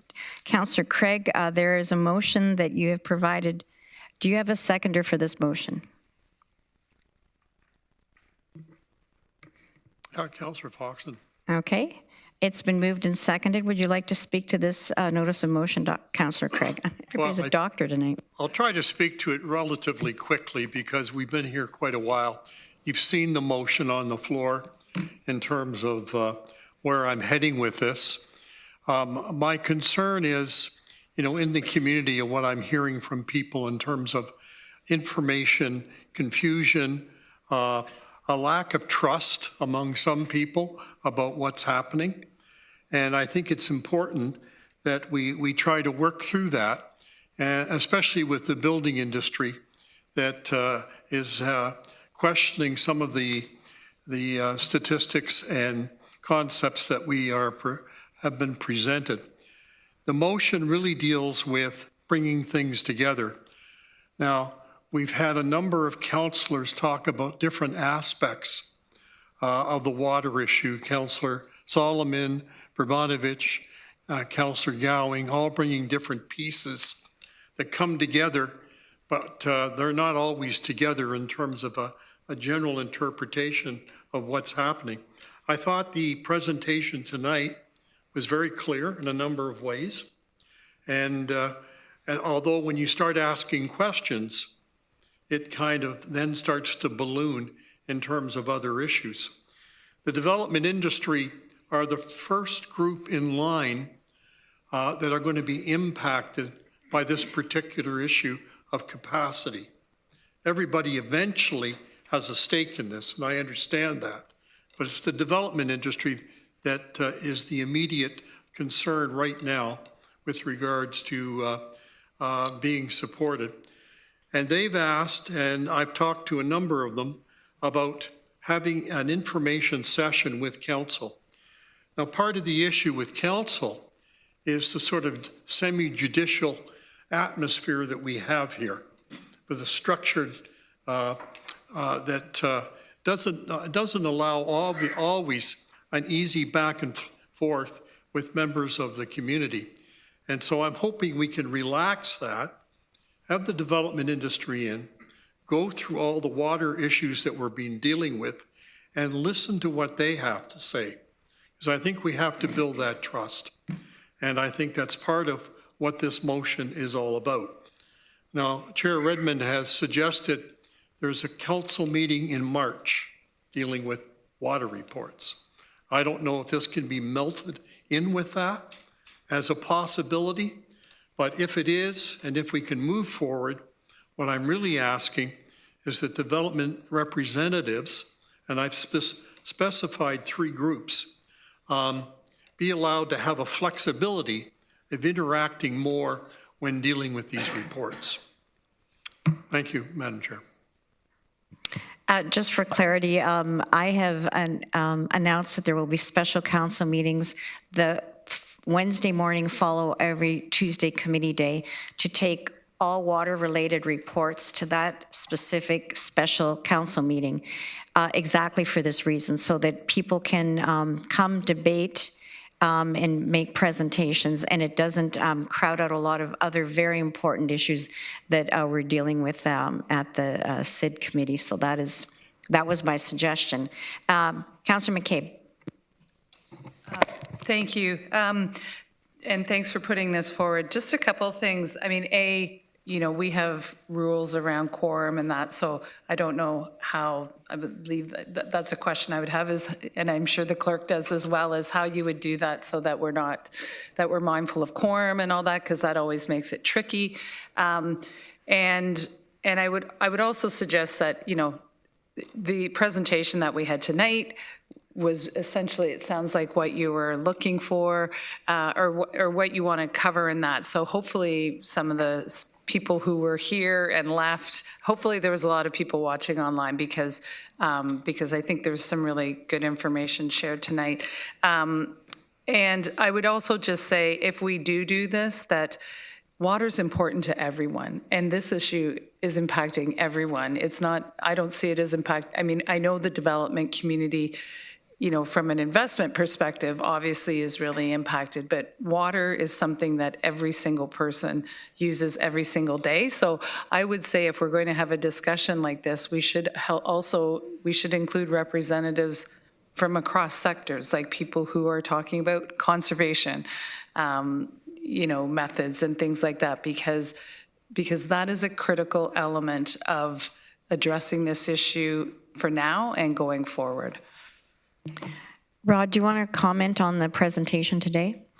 Yeah, thank you very much, Chair Edmund. Yes, so the development stakeholder group received this presentation today, and they have it in their so they've gone through it. We've had a bit of a discussion. We had a lot of Q&A on it, and we'll be discussing it further next week at our scheduled meeting next week. So it is definitely that. This is exactly the nature of the conversation that's taking place with the development stakeholder group right now.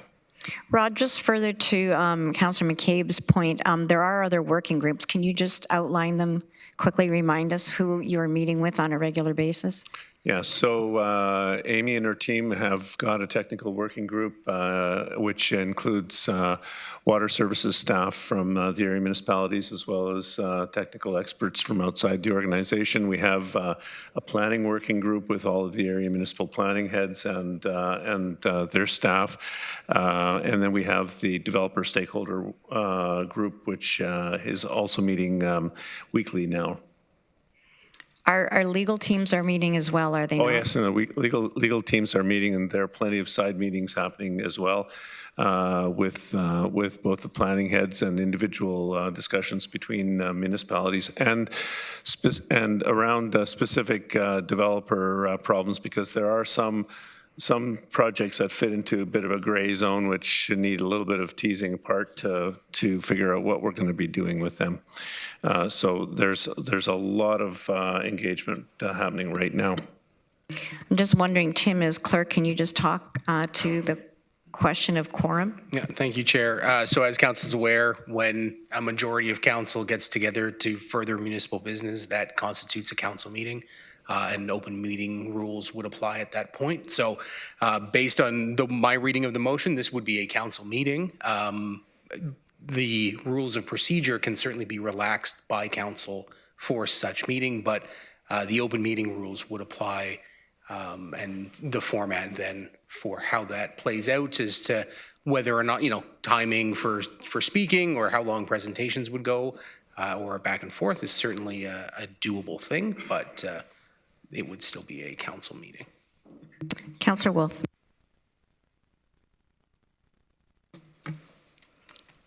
Through you, Madam Chair. My concern at this point is staff time. I think that tonight's presentation, the education sessions that we had for council, newspaper reports, interviews, there's an awful lot of information out there. Just the fact you've got, as Rod just said, that's development stakeholders, technical, planning, legal, four different working groups, all meeting weekly or bi-weekly. I wonder, to me, I'm wondering, when are we giving staff time to do the work they need to do? We keep asking for reports. We keep asking for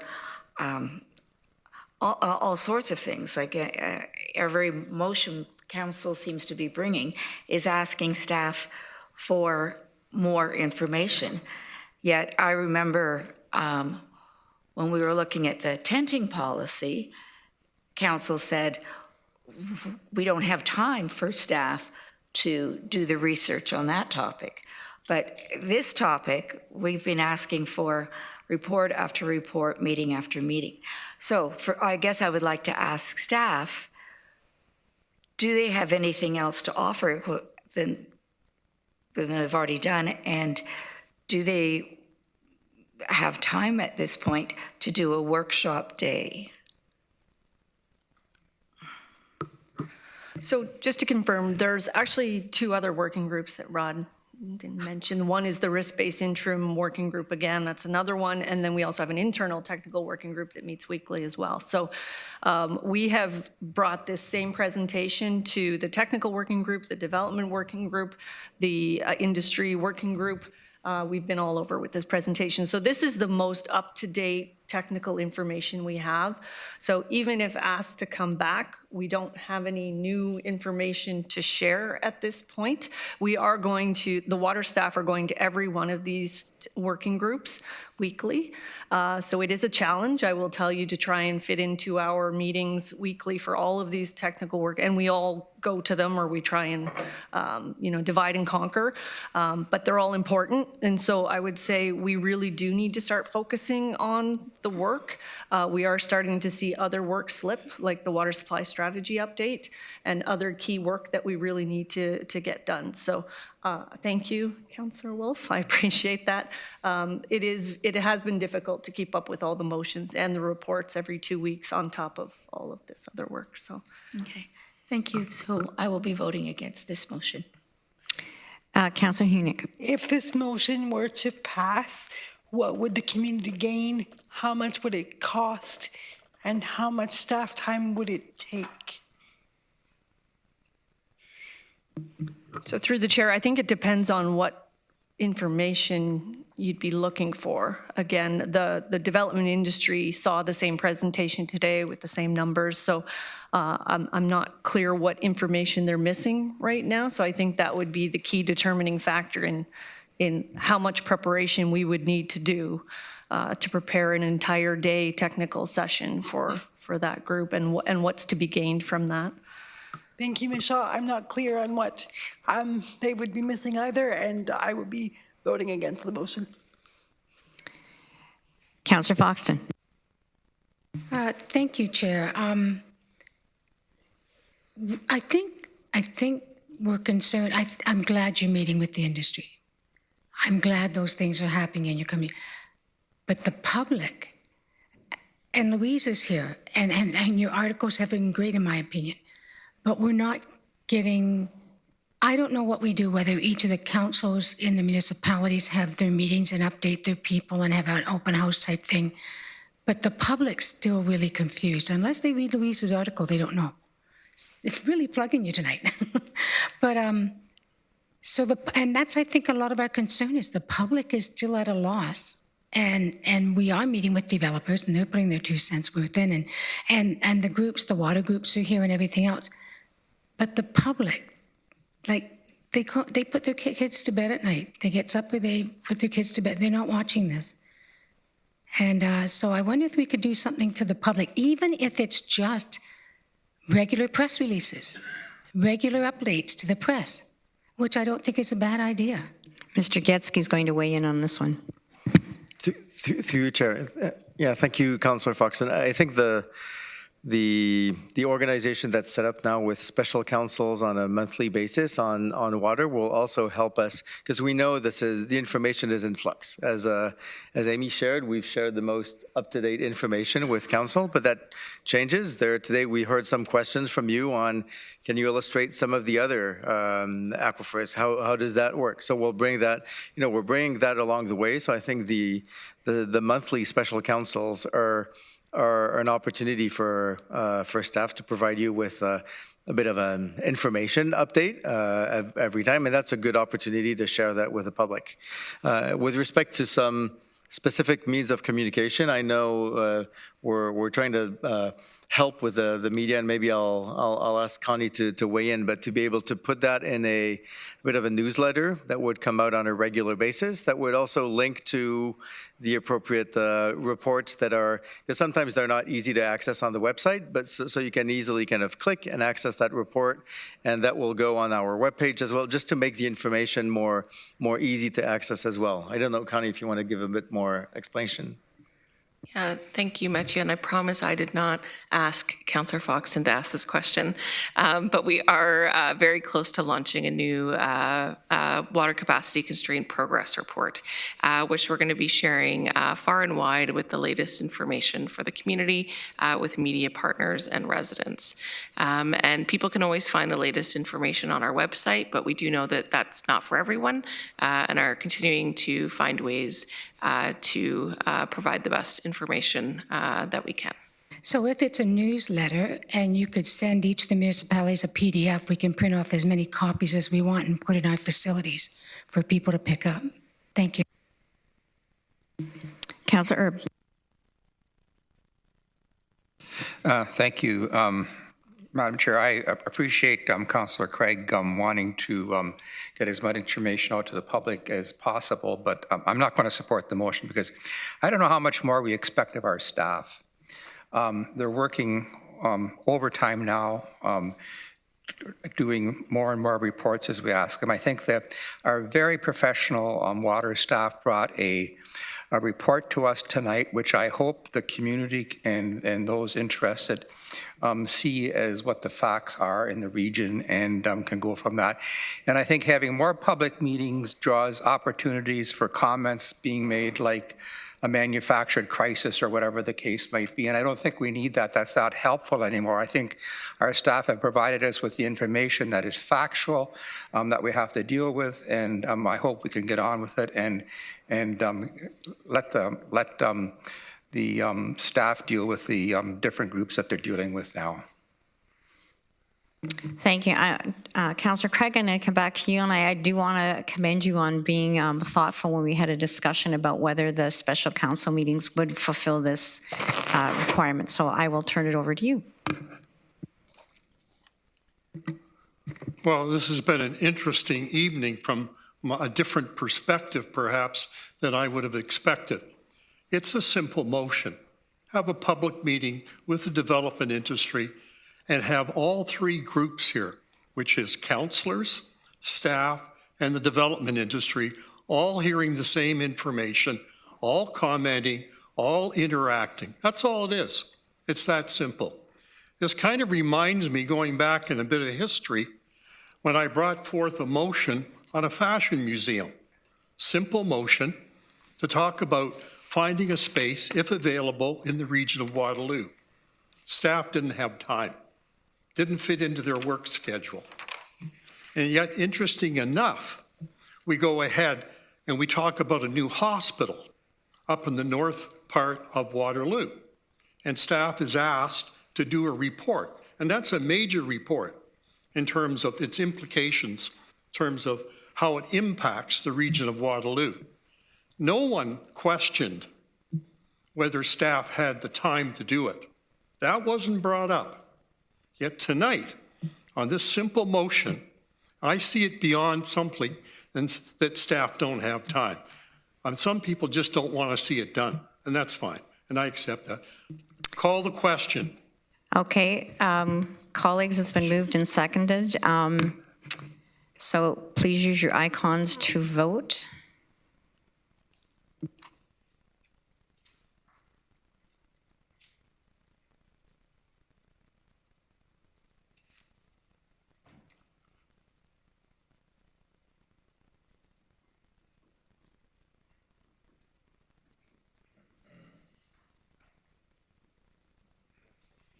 Colleagues, that is defeated, although it was a good discussion, and I would draw everybody's attention to our special council meetings that will deal just with water, and that will happen on a monthly basis. So colleagues, I think we're at that time again. I need a motion to extend. We have another notice of motion from Councillor Rodriguez, and we have bylaws to dispatch with. So moved by Councillor Foxton, seconded by Councillor Hunick. Please use your icons to vote, and that is to extend this council meeting on February the 25th, 2026 for an additional hour.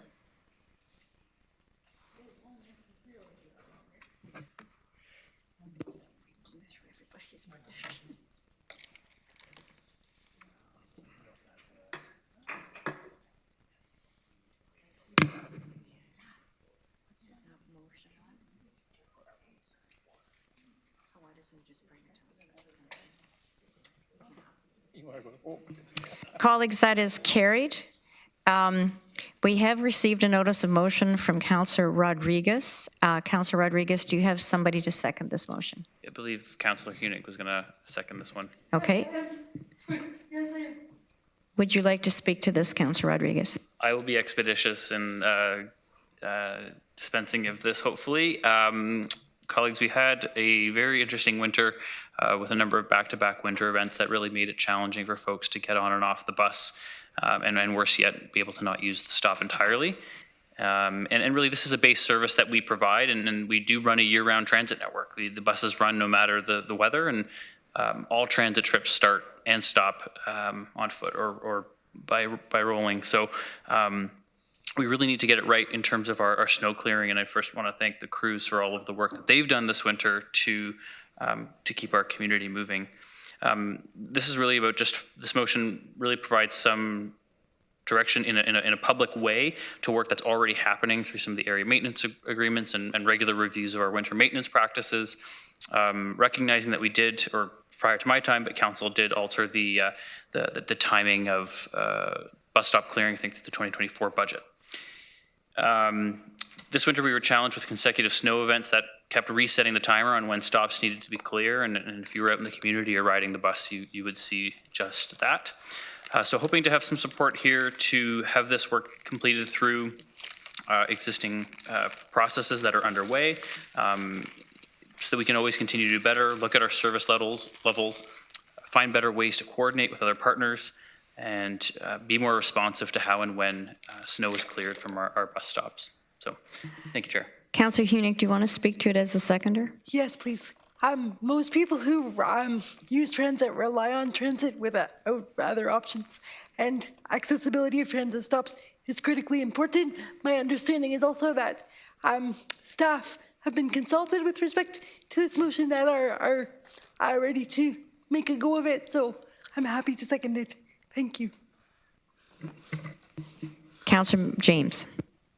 Yes, thank you, through you, Chair. Happy to support this motion, as I know we've heard a lot from people in the community about the inaccessibility at transit stops. I'm just wondering if staff can comment on our snow clearing around transit stops and the priorities and how that is done so that the public has a clear understanding of kind of, be it the bus stations or stops versus the sidewalks, just to have some clear understanding on that, and then staff's perspective on this motion as well. And again, I'm happy to support it.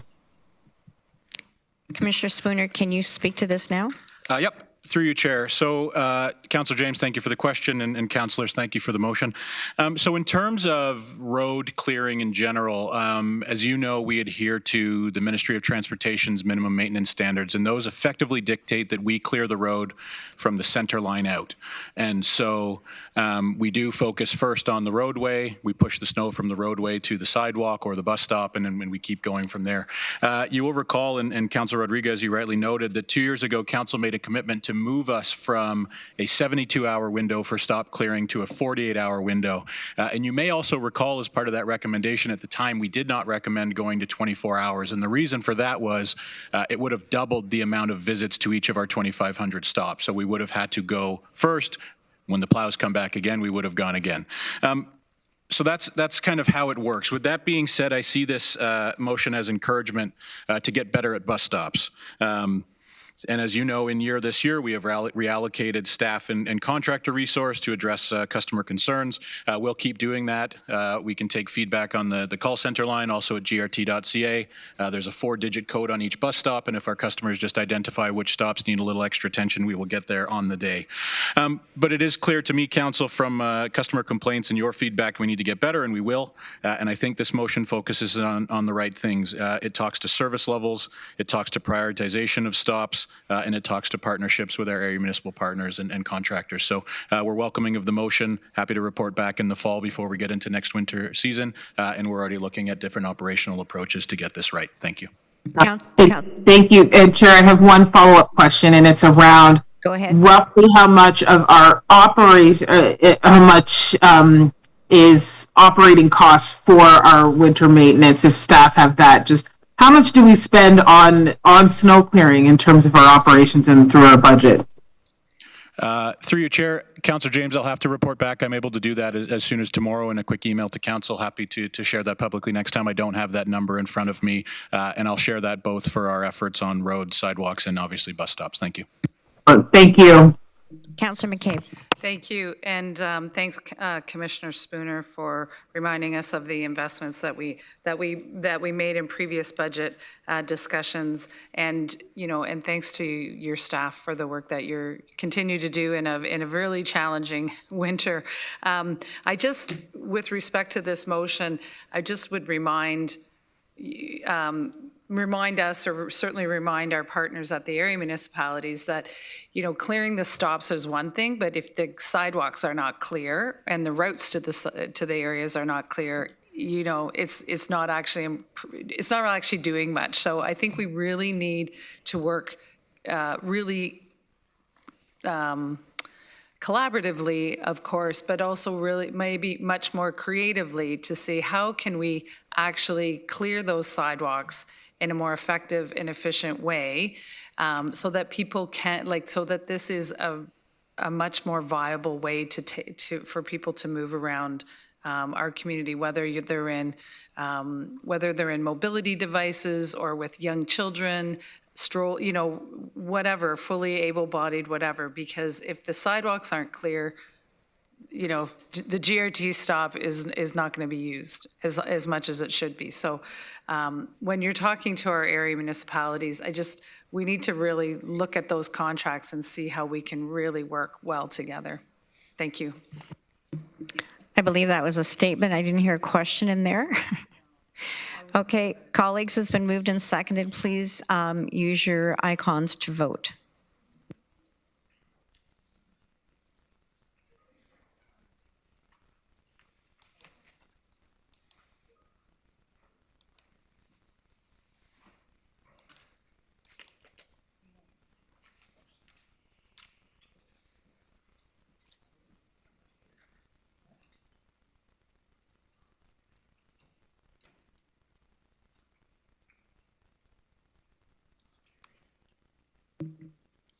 Colleagues, that is carried.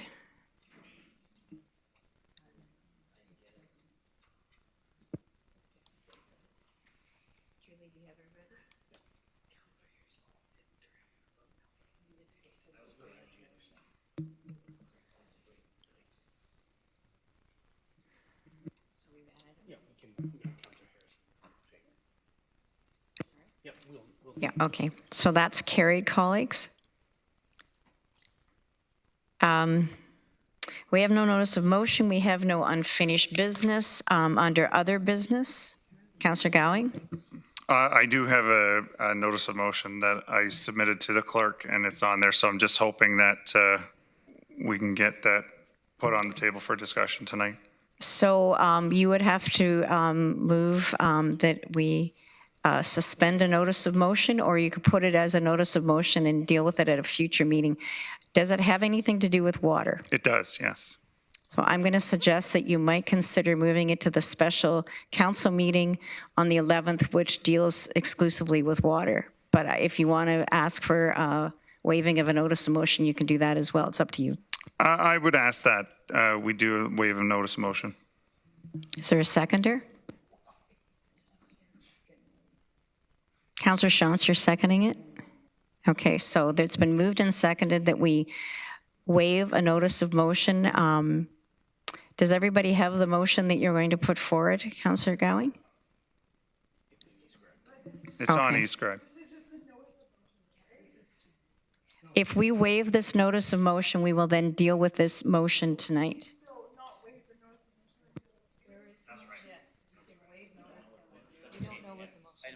It's right here. It's on the thing.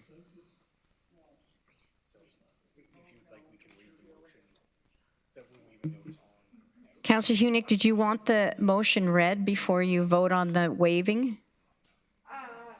No, I feel like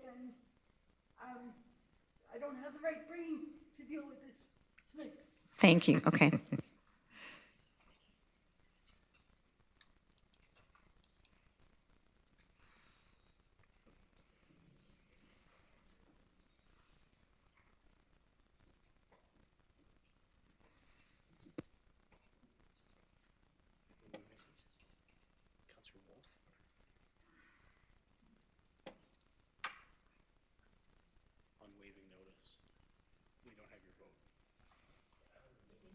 Oh, okay. Are you in favor or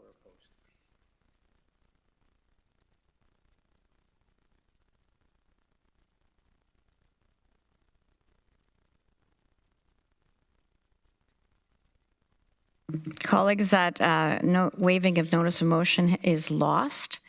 The next agenda item. So Councillor Gowing, it'll be listed on the 11th for the special council meeting dealing with water. Thank you.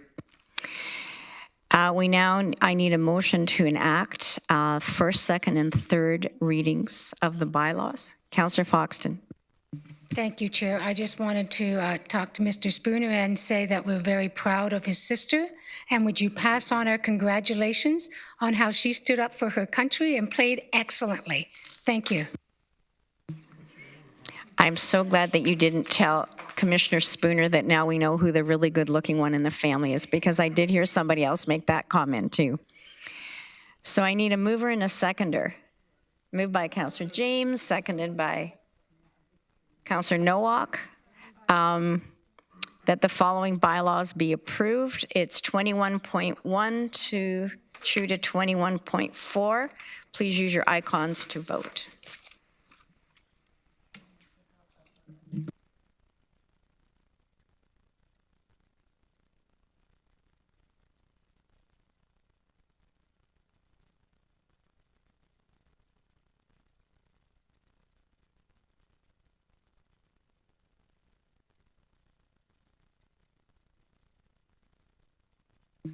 So colleagues, that is carried. And before I take a motion to adjourn, I just really want to thank all of the staff that have been here as long as we have and put in full days of work before. And specifically, I think the water staff, but also planning and communications. It's been a full out effort, and it will continue to be for weeks to come. But thank you very much for everything you've done. And Commissioner Brothers, just know that we were easy on you tonight, but that's just because it's only your third day. A motion to adjourn, moved by Councillor Gowing, seconded by Councillor Wolf. Are there any, Councillor James, is that a legacy hand? No, I did have a question. I missed it when you called that. It was just a clarification for clerks regarding the delegation. I had a question. We're commenting about the delegations in the 6 months period before they can delegate. Can we just get clarification from clerks on that? Yeah, through the chair. So section 10.15 of the procedure bylaw states that any delegation who has appeared at a council, committee, or public input meeting regarding a particular matter will not be allowed to delegate on that same matter for 6 months. Further submissions on the same matter, the delegate can submit written comments that will be attached by the clerk to the subsequent meeting agenda or minutes. So when delegations attempt to register with the same topic that they spoke on in the last 6 months, they are directed for written comments. When there are new staff reports or notices of motion from council, however, that's where delegations, we will see the same individuals because they are delegating on a different matter. Thank you, Tim. Okay, so Councillor James, would you like to move adjournment? Absolutely. Or did we already move? Move in second? Okay, are there any objections? Do I have unanimous consent that we adjourn? We can vote, Councillor Nowak. Thank you all very much. Have a good night.